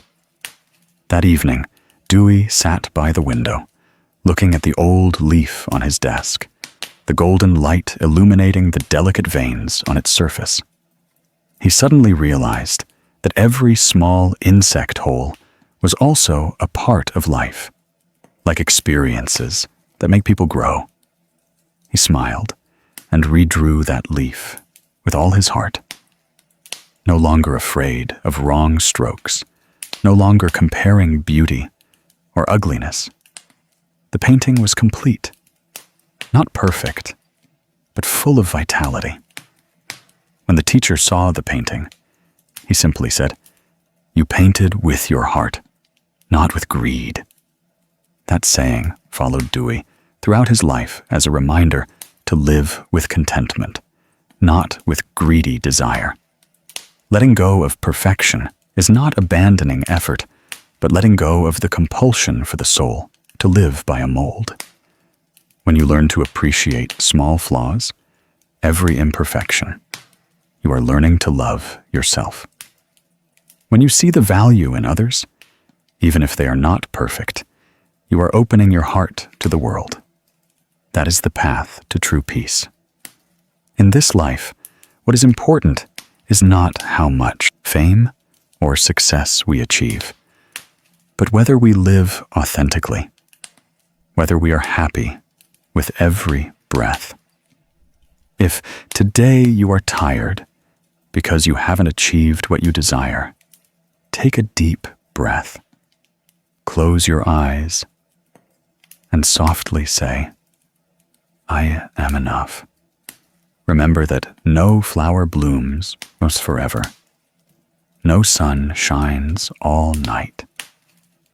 But as long as there is a small lamp of understanding and gratitude in our hearts, darkness will never win. When we let go of perfectionism, our hearts are light, our breaths are deep, our smiles are gentle. We no longer try to strain ourselves to be perfect. Because we have seen that it is precisely this imperfection that is the truest beauty of human beings. Today, try letting go of one small thing, perhaps an expectation, a comparison, a fear of judgment. Try to look at life with eyes of gratitude, and you will see that this world is already beautiful enough. When you live with contentment, everything becomes easier. When you know how to smile at incompleteness, you have touched the door of peace. And then you will understand that happiness is not perfection, but knowing peace in the most imperfect things.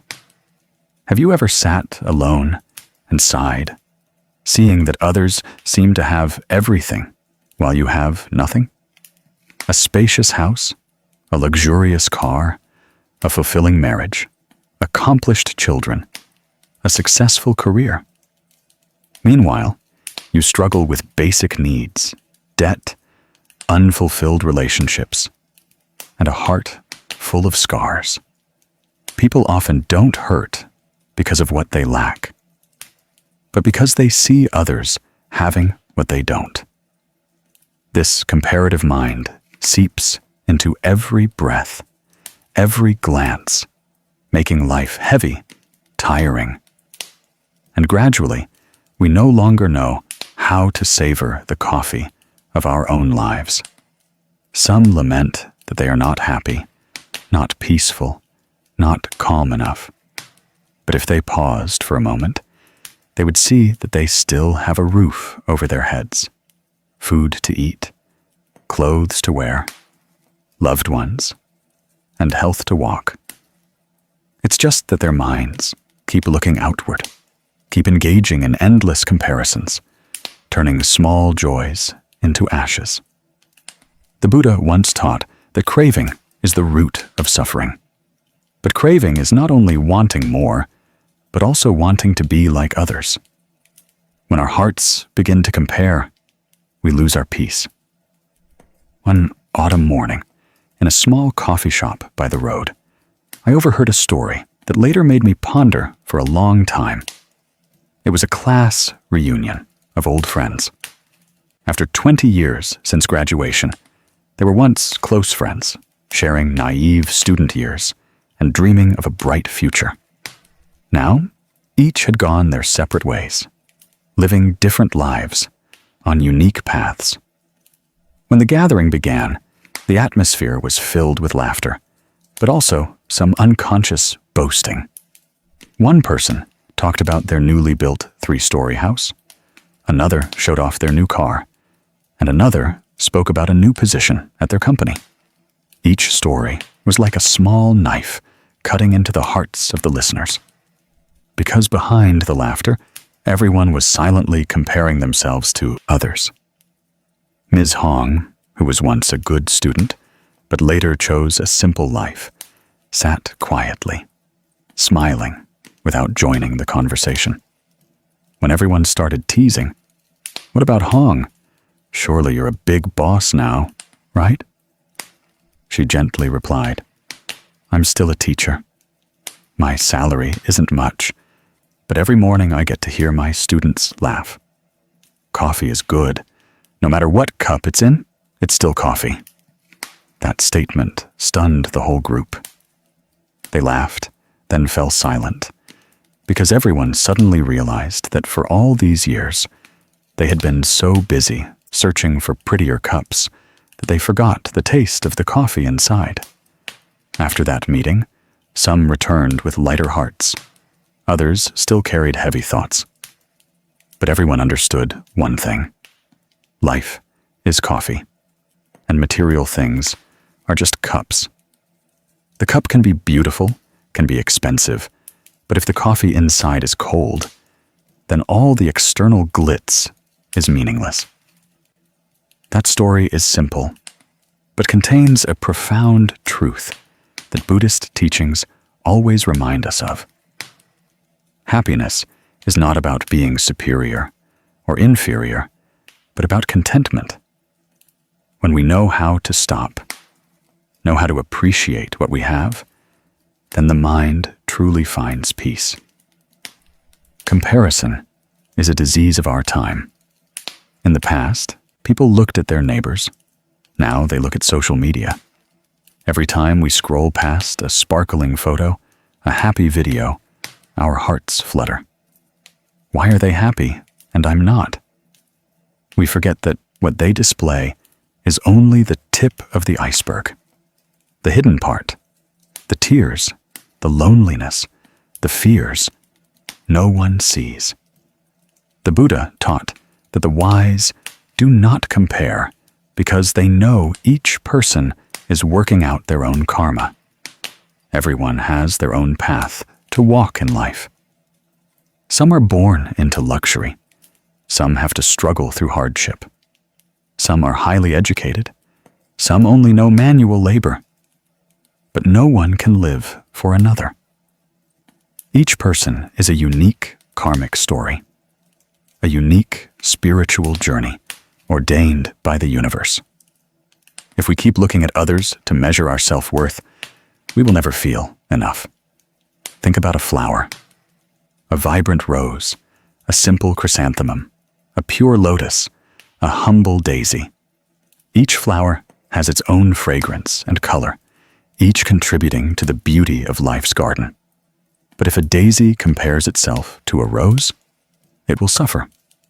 If a lotus is envious because it is not as brilliantly red as a flamboyant flower, it will wither. Only when each flower knows how to bloom in its own way will the world be full of color.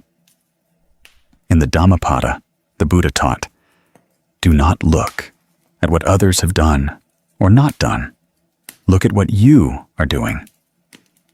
When we turn back to look at ourselves, the path ahead becomes clearer.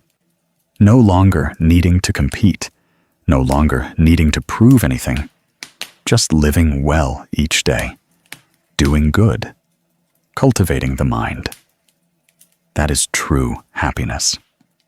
A Zen master once recounted that someone came to him and asked, "Venerable Sir, I see others succeeding, and I feel small and useless. How can I stop comparing?" The master smiled kindly. When you look at others and compare, it means you are forgetting yourself. It's like someone drinking tea, but constantly looking at someone else's cup. You will no longer taste the tea in your own mouth. Instead of asking why others have more, ask yourself, am I at peace today? If you have peace, you have everything. Hearing this, the person fell silent, realizing that comparison is the root of unease. It makes us always feel lacking, always feel life is unfair, always feel others are happier than us. And when the mind always looks outward, we no longer see the small, precious things around us. In truth, happiness is not far away. It lies in a simple meal with loved ones, in a peaceful afternoon, listening to birds sing. In the moment, we know how to smile. Even if life is difficult, as long as the mind knows contentment, then everything is enough. My friend once told me, "I'm not as good as anyone." I asked, "Why do you have to be as good as anyone?" She said, "Because others are smarter, prettier, richer." I just smiled and said, "But does anyone have a heart like yours?" She fell silent. I understand. Sometimes we forget that the most precious thing is not in what we have, but in how we live. Each person is a unique song. If everyone tries to play the same tune, the world will only have a monotonous melody. Those on the spiritual path need to remember that letting go of comparison is letting go of a layer of ignorance in the mind. When we no longer compare, we begin to live fully in the present, grateful for what we have. Happiness is not really about achieving something great, but about feeling small things with a peaceful heart. The Buddha taught that the contented person is the wealthiest. Contentment does not mean not striving, but not letting greed and competition control one's life. When we know contentment, we still make efforts, but do not suffer because of those efforts. We know that everything comes and goes according to conditions. We know that flowers bloom when it's the right season. Birds fly when their wings are strong enough. No need to compare. No need to force things. If today you feel inferior to someone, remember that you are only seeing a small slice of their life. No one knows what price they paid, how much they sacrificed for what you admire.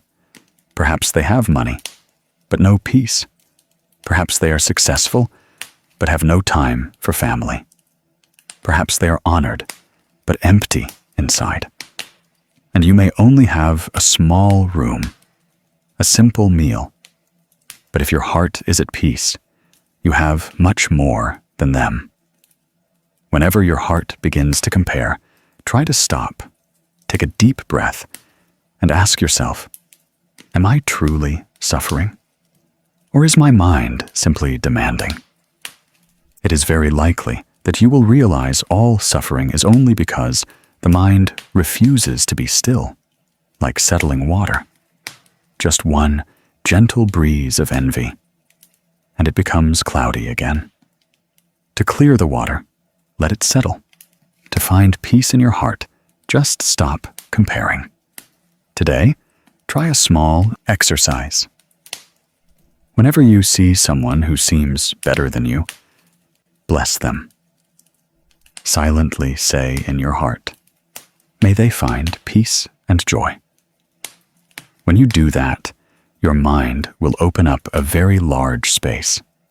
You will no longer be controlled by the energy of jealousy, but will become light and free.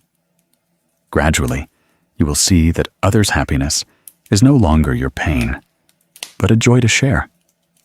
Life is short. Don't waste it on comparison and competition. Each person has their own path, their own karma, their own joys and challenges. When we know how to walk with our own feet, even if the road is rough, we will still feel peaceful because we know we are living authentically. Just like Ms. Hong's words at that class reunion, coffee is good no matter what cup it's in. Life is the same.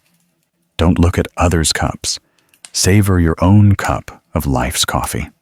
Perhaps your cup isn't beautiful or fancy, but if you know how to appreciate it, you will feel its gentle bitterness and sweet aroma. Live like a tea connoisseur, slowly, mindfully, appreciating every moment. Whenever you find yourself comparing, smile and remind yourself, each person has their own path. Keep walking, keep living, keep practicing, keep sowing good deeds. One day, you will realize that peace does not come from being better than anyone, but from no longer needing to be better than anyone. Today, let go of one small thing. Let go of the thought that you must be better than others. Just live so that your heart feels no shame. Then, your mind will naturally become clear as a mirror, light as a cloud, and you will see that true happiness has never left you. You were just looking outward and forgot. Let go of comparison so your mind can be at peace. For only when your heart no longer looks around can you see yourself. And then you will understand that the flavor of your own cup of life's coffee is the sweetest gift the universe bestows. There are times when we exert ourselves to exhaustion, yet the results are not as desired. We plan meticulously. We work our hardest. We worry about every detail. We hope everything will happen exactly as planned. Yet life has its own way. It doesn't follow the path we draw. Everything comes and goes in the most natural way, and the more we try to control, the more tired we feel. Perhaps that is one of the reasons why people today suffer so much. Not because they lack things, but because they want to hold everything in their hands, from work and relationships to even the emotions of others. But life is never within one person's control, no matter how talented or powerful that person may be. The Buddha taught, "Depend on conditions, yet remain unmoving." This means to follow causality and conditions, but keep the mind undisturbed. We do our best, but are not bound by the results. We sow seeds, but do not demand that flowers bloom exactly when we want them to. For in this universe, everything has its time, its causality, its cause and effect. When conditions are ripe, flowers bloom naturally. When they are not, even if we force them, they will only wither. I remember once meeting a man named Long. His story made me think for a long time. Mr. Long was a very disciplined, hard-working, and dedicated man. He had a special passion for ornamental plants, especially the apricot tree in front of his house. Every year, around Tet, Lunar New Year, he would meticulously prune, fertilize, water, and adjust every small branch, hoping that by the first day of the new year, the flowers would bloom brilliantly yellow. He poured his heart and soul into it, watching every tiny bud like a mother waiting for her child to grow. But ironically, every year, the flowers didn't bloom exactly on Tet. Some years, they bloomed early, around the 28th or 29th of the 12th lunar month. Some years, they bloomed late, not showing their fragrance until the third day. He was sad and angry. He blamed himself for not doing it right, and then frantically tried to control it. He tried changing the soil, different fertilizers, measuring the temperature, checking the direction of the sun, and sometimes even lighting incense and praying, hoping the tree would obey. Yet the results were always the same. Every year was slightly off, leaving him never satisfied. He once lamented, "I don't understand why, after doing my best, the tree still doesn't follow my wishes." Until one year, after many disappointments, he was tired and no longer had much interest in the apricot tree. He simply watered it enough to keep it moist, trimmed some dry branches, without longing, without forcing, without counting every bud as before. He said, "I just let it be natural. It can bloom any year. It doesn't matter." Then he smiled, calmly made tea, and watched the afternoon sun stream through the leaves. And strangely, that year, on the morning of the first day, his apricot tree burst into vibrant yellow bloom, its fragrance filling the yard. He looked at the blooming flowers, suddenly laughed, and whispered, "Everything is by conditions, not by force." That seemingly simple statement contained a profound wisdom that the Buddha taught. When we learn to let go of control, when we allow everything to follow its course, then naturally everything turns out well. Because the more we try to hold on, the more we lose. The more we try to grasp, the more we feel agitated. But when we know how to let go, how to relax, how to accept impermanence, our minds become calm and clear, and life begins to bloom. In the Lotus Sutra, the Buddha once taught that one who seeks peace, but whose mind is restless, cannot find peace. We want everything to follow our wishes, to be complete, to be perfect. But we fail to see that perfection lies in acceptance itself. Life is not for us to control, but for us to feel and learn to adapt to conditions. When we do our best, let karma determine the rest. Many people misunderstand the term tui duin, adapting to conditions / going with the flow. They think it means giving up, not caring, doing nothing. But that is not it. Tui duin means doing our utmost ability, not avoiding, not being lazy, but not forcing results. It is a pure letting go, the wisdom of one who understands cause and effect. Those who know Tui Duin still sow seeds, still care for plants, still make efforts, but they do not suffer because of the results. They find joy in the act of doing, not just in succeeding. Like spiritual practitioners, they chant scriptures and the Buddha's name every day, not to gain anything, but to calm their minds, to sow good conditions. Some chant endlessly, but still don't find peace. Then complain, "Why do I chant the Buddha's name so much, yet my mind is still not pure?"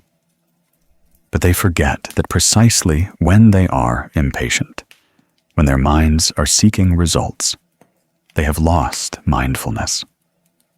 When we try to force the mind to be still, the mind becomes more agitated. When we accept that agitation, peace will come naturally. The story of Avalokiteshvara and the umbrella also carries a similar meaning. The story goes that a person walking in heavy rain, holding an umbrella, still got wet. He complained, "I have an umbrella, why am I still wet?" A wise man passing by said, "Because you didn't open it." The other person was startled. He had the means, but didn't use it correctly. Similarly, we all hope the Buddha will save us from suffering and difficulty, but we refuse to practice his teachings. Bodhisattva Avalokiteshvara can save sentient beings, but only when sentient beings open their hearts to receive. If we keep ourselves closed off in control, in clinging, in "it must be this way, it must be that way," then even if the Bodhisattva stands by our side, nothing can be done. To be saved, one must first save oneself. To find peace, one must stop craving and accept what comes. That is precisely tui duyen ni but bien, adapting to conditions but remaining unmoving. We maintain a wholesome mind, a diligent mind, but let go of expectations and control over results. When we understand this, life becomes incredibly light. A mother no longer worries excessively about her children, understanding that they have their own karma and conditions. She simply teaches her children with a loving heart. The rest is up to conditions. A person working no longer stresses about results, knowing that they can only sow seeds. Whether the seeds sprout or not depends on heaven and earth. A person in love no longer suffers from impermanence, knowing that when conditions end, love also dissipates. Holding on only causes pain to both. Letting go of control does not mean abandoning responsibility. On the contrary, a person who knows Tui Duyen is the most responsible, because they clearly understand their part, which is to sow good causes, live correctly, and do their best. And they also understand the universe's part, which is that results will come when conditions are ripe. No struggle, no blame, no resentment, no grudges. Someone once asked me, if I practice Tui Duyen, does that mean I don't need to try anymore? I just smiled. It's not that you don't try, but that you don't suffer from trying. When we work with a clinging mind, each failure causes us pain. When we work with a mind that adapts to conditions, each failure teaches us a different perspective. The result in our minds is also different. That is the wisdom of one who knows how to live in accordance with the Dharma. I remember a monk once said, "When you learn to let go, you will see that this world has never been wrong." That saying made me ponder for a long time. Indeed, life is never wrong. It is only our minds that refuse to accept. When we want something to go our way, we are resisting the natural flow of cause and effect. But when we go with the flow, knowing that everything has its causes and conditions, then no matter the outcome, we still smile. Try to look back at your life. Haven't the things you once tried to hold on to eventually had to be let go? Haven't the plans you thought would be perfect been turned upside down, yet then led you to a better place? All events are conditions. All losses are lessons. Everyone who passes through our lives is a teacher. As long as our minds know how to see, we will find a wondrous arrangement in everything that happens. Letting go of control is learning to trust in cause and effect. Trusting that if we do good, good will come. Even if we don't know when, trust that if we live correctly, life will be correct with us. Even if we don't try to prove it. When the mind has that faith, all worries will dissipate. Today, if you are tired of things not going as planned, try to stop. Take a deep breath, then gently exhale, and say to yourself, "I have done my best. I now entrust the rest to conditions." When you can say that from the bottom of your heart, you will feel half the burden lift. Because in reality, life does not demand that we control everything. We only need to live fully in the present, just like Mr. Long's apricot tree. When he stopped forcing it, the flowers finally bloomed. just like the person walking in the rain, simply knowing to open the umbrella could save themselves. When the mind doesn't strive, flowers bloom naturally. When the heart doesn't force, conditions unfold on their own. And when we no longer crave control, we truly grasp the most precious thing, serenity, amidst this ever-changing life. Let go of control so life flows naturally, like water flowing, clouds drifting. Do your best. Live fully. Then smile and embrace what comes. That is the secret to a peaceful mind, to clearing away all suffering and worries. Today, just try letting go of one small thing, a plan, an expectation, a fear. You will feel the fragrance of peace begin to spread in your mind. Have you ever woken up one morning? Everything seems to go wrong.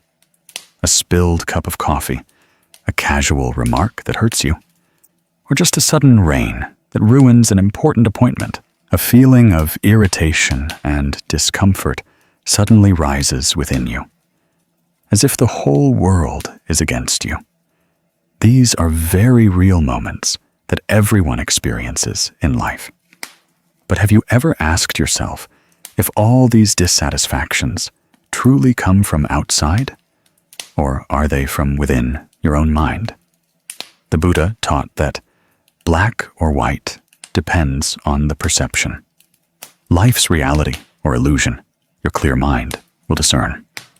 This seemingly simple statement is the key to opening the door to peace. Because this world does not always change as we wish, but the way we perceive it can absolutely change. Suffering or happiness, heaviness or lightness, all arise from the mind's perception. When we look at life with eyes of anger, everything becomes an obstacle. When we look with a compassionate heart, even unpleasant things become lessons. And the person who hurts us becomes a teacher, helping us learn to love more. In daily life, countless small things cause us dissatisfaction. A person speaks rudely. A task doesn't go as planned. A result doesn't meet expectations. But if we look deeper, we will see that it is the ego demanding, expecting, wanting everything to follow its way. It is this wanting that keeps the mind from ever being at peace. People suffer not because they don't have enough, but because they want too much, hope too greatly, cling too tightly. When we cannot change external circumstances, yet stubbornly try to force them, dissatisfaction grows increasingly. The Buddha once said, "If one knows how to accept all things as they are, that person will no longer have vexations. They live in harmony with conditions." Knowing that everything has its cause and effect, its coming and going, then even storms cannot shake our hearts. True happiness does not come from everything being perfect, but from accepting even those imperfect things. I want to tell you the story of Ms. Tu, a vegetable vendor in a small village market. She lived alone, waking up at 3 a.m. every day, gathering vegetables from her garden, and taking them to the market to sell. Her life was simple, not extravagant, but not lacking. However, there was one thing that had exhausted her for many years. A difficult customer named Ms. Sao, who would come to buy vegetables every morning and immediately start grumbling. Ms. Sao would complain that the vegetables weren't fresh, that the prices were too high, and even criticized Ms. Tu for not being cheerful. Although Ms. Tu tried to smile and suppress her anger, it was the same every day, and her heart remained heavy. Every time she saw Ms. Sao's silhouette from afar, her heart would sink, as if the new day had already lost its joy. One day, while sorting vegetables, she accidentally heard a Dharma lecture from a nearby pagoda's loudspeaker on the Buddha's teaching. Whether life is bright or dark depends on the mind's perception. She stopped her work and listened intently. The lecturer said, "This life is inherently impermanent. Everyone has their own suffering. But one who knows how to see with eyes of understanding and compassion finds light everywhere. A person who irritates us may be suffering 10 times more than us. They just don't know how to express it. If we look at them with empathy instead of anger, our hearts will naturally lighten." Ms. Tu thought about it for a long time. The next morning, when Ms. Sao came to her stall again, still with a scowling face and unpleasant tone, Ms. Tu no longer felt irritated as before. She simply said gently, "It's such a cool day today, isn't it? The vegetables are very fresh, Ms. Sao. Please pick some. I just harvested them." Ms. Sao was briefly surprised, but still bought some, still grumbling a few words. Ms. Tu just smiled, silently thinking, perhaps she is also suffering. Maybe her children are arguing, or her health isn't good. Thinking this, she felt compassion rather than anger. Gradually, each time they met, Ms. Tu maintained that smile. Several months passed, and something strange happened. Ms. Sao no longer grumbled. She even praised the delicious vegetables. One morning, Ms. Sao arrived late and softly said, "My family has an event today. I apologize for being loud the other day." Ms. Tu just smiled without saying anything, and a strangely warm feeling rose in her heart. That story may be simple, but it is a very real testament to the power of perspective. When Ms. Tu changed her perception, she no longer suffered, and others also transformed accordingly. When we reduce resentment and anger, that very energy spreads, making everything around us lighter. The Buddha taught, "If the mind is pure, the world is pure." That statement is the foundation for letting go of dissatisfaction. We cannot expect others to always be pleasant. Life is not always favorable, but we can learn to view everything with a generous eye. Knowing that everyone carries their own suffering, we will stop blaming, stop getting angry, and only compassion will remain. Dissatisfaction is a state where we believe things should be different. But life does not always follow our wishes, because every event occurs due to countless causes and conditions. Today, it rains, not to make us uncomfortable, but perhaps so trees can be fresh, so someone can pause and reflect on themselves. When we understand that everything has its reason, irritation transforms into understanding. And when we understand, we will know how to smile. In the Anguttara Nikaya, the Buddha taught that those with wisdom see the world differently from the ignorant. For the wise, suffering is a lesson, hurt is a teacher, failure is an opportunity. This saying shows us that the difference lies not in circumstances, but in the mind. With the same event, some view it as a disaster, others as a blessing, for it taught them a great lesson. If you have ever been dissatisfied with life, with work, with loved ones, or with yourself, try to pause for a moment. Inhale deeply, exhale very slowly, and ask yourself, with what eyes am I looking at this? If you look with a blaming mind, you will only see darkness. But if you look with a grateful heart, you will see opportunity in suffering and growth in loss. Someone who hurts you may be teaching you to forgive. A failure at work may be opening up a different path for you. More correctly, letting go of dissatisfaction does not mean accepting everything resignedly. It is acceptance with wisdom, understanding that everything happens due to conditions, and we only need to do our part. When we do our best, entrusting the rest to cause and effect, then no matter the outcome, our hearts remain at peace. But when we constantly want everything to be perfect, constantly comparing gains and losses, our minds will forever be agitated.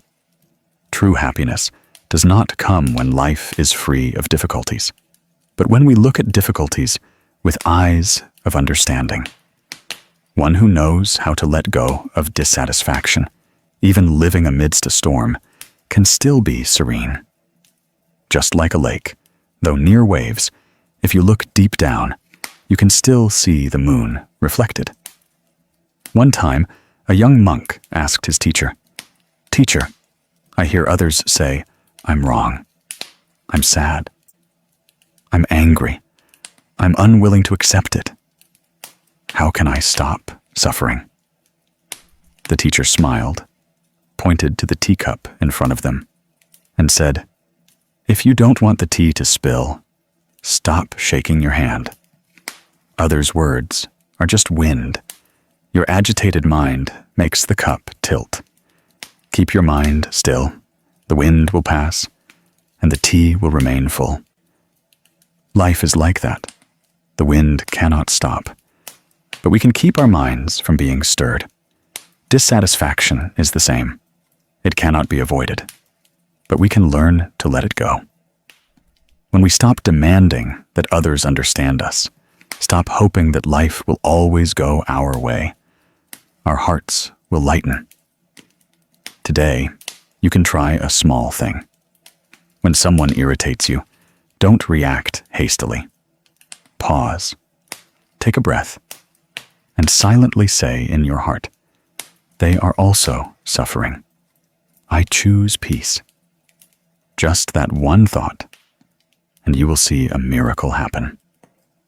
The anger dissipates faster, and your heart becomes softer. Each time, you are training your mind to be stronger, clearer. When you learn to let go of dissatisfaction, you will realize that life fundamentally hasn't changed. Only your mind has. A new perspective helps us see everything around us become gentler. A word of criticism becomes an opportunity for humility. An unfavorable event becomes a chance to practice patience. Life is inherently colorful. Just by changing our perspective, suffering can transform into blooming flowers in our hearts. Therefore, remember the Buddha's teaching. Whether life is bright or dark depends on the mind's perception. When the mind is bright, darkness also turns into light. When the heart is at peace, the world around us naturally becomes gentle. Every day, practice looking with eyes of understanding and compassion, so that nothing can make us dissatisfied anymore. Because when we change our perspective, that is when we open up a new world, a world of peace, serenity, and profound gratitude for this life. Who among us has not known suffering?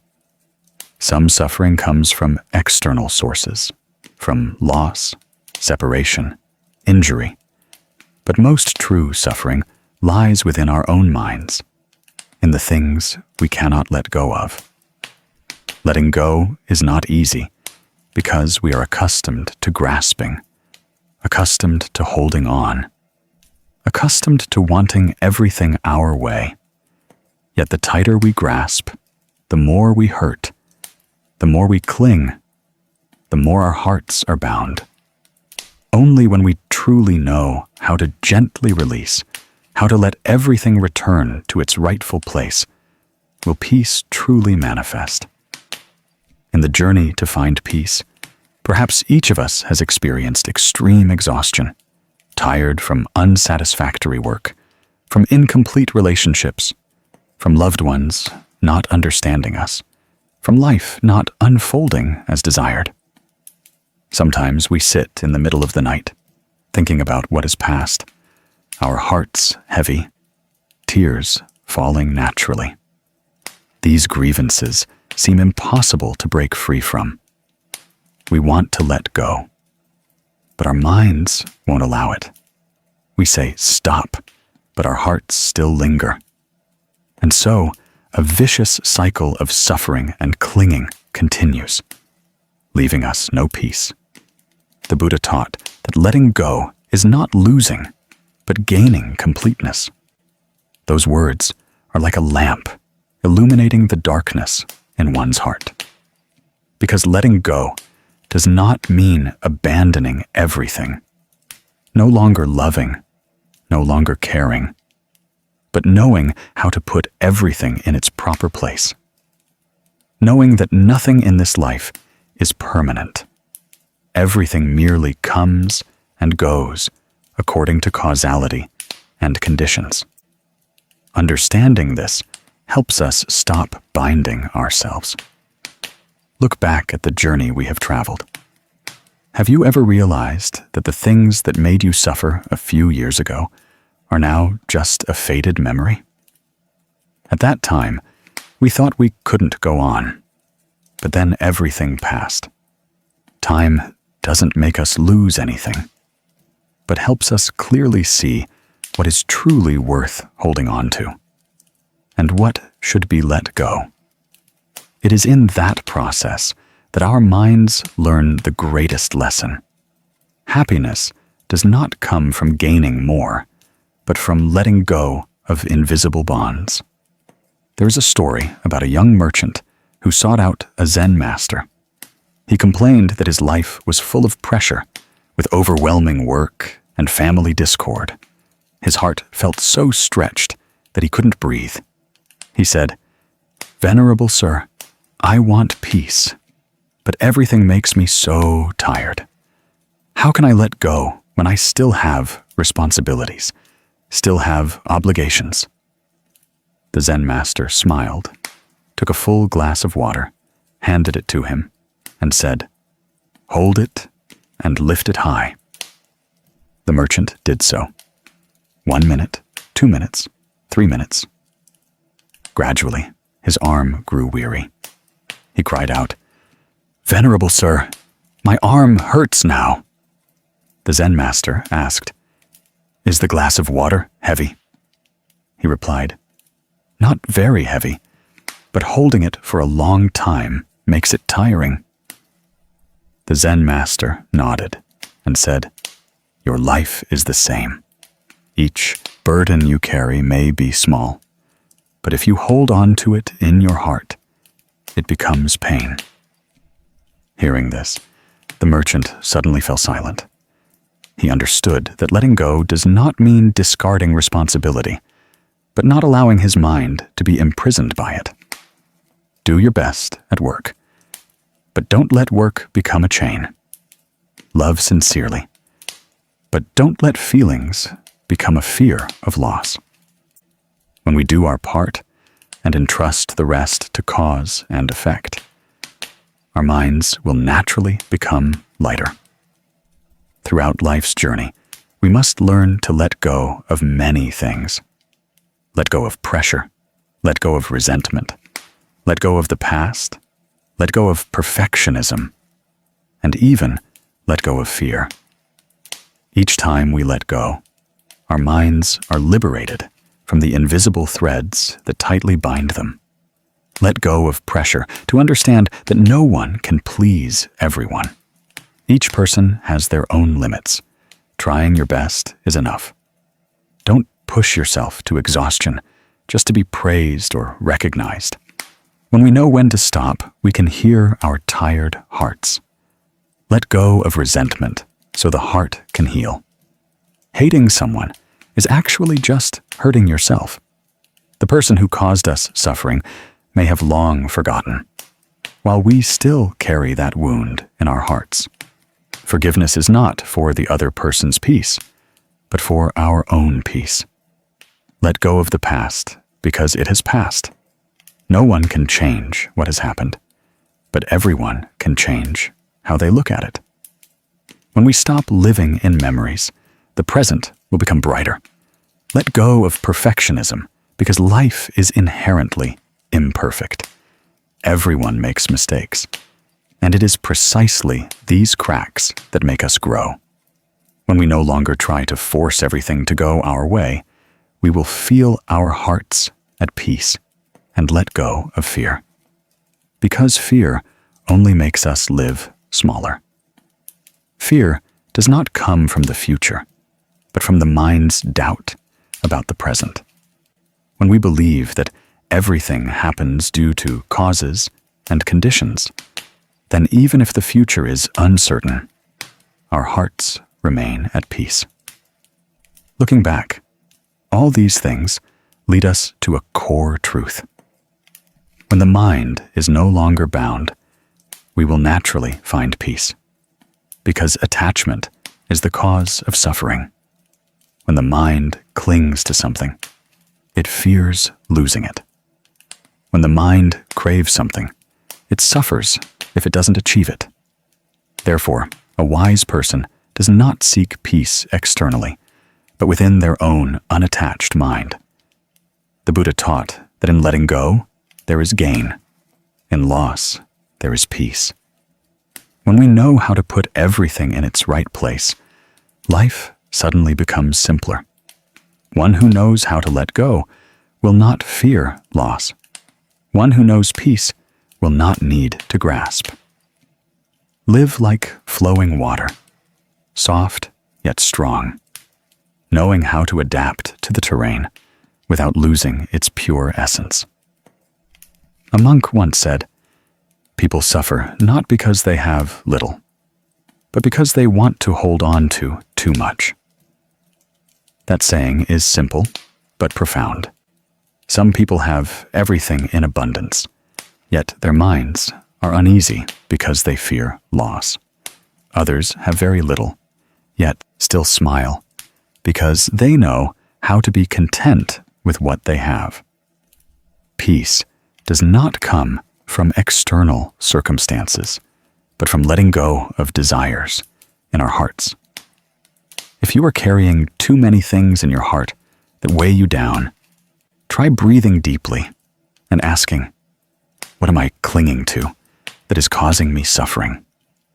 Perhaps just realizing it means you have come halfway on the journey of letting go. Letting go is a lifelong journey, not something that happens in a day. Sometimes you think you have let go, but just a word, an old image, makes your heart ache again. Don't blame yourself, for that is human nature. Just gently acknowledge it, and then return to your breath. Each time, your mind becomes stronger. Remember that letting go is not forgetting, but no longer being controlled by it. When the mind is not pulled by the past, not afraid of the future, then the present is heaven. And when we live fully in the present, that is when peace blossoms. The Buddha once said, "Letting go is not losing, but gaining completeness." When we let go of what is not real, we will see what is real manifesting. A warm breath, a gentle smile, a moment of peace right within our hearts. Peace is not far away, but right in this moment, when our minds are no longer bound. Therefore, today, try letting go of one small thing. Perhaps an old anger, a worry yet to come, or an expectation of someone. Let go a little, and your heart will be a little lighter. Then you will see that peace is not something to be sought, but something that is always there. We just need to be willing to open our hands to receive it.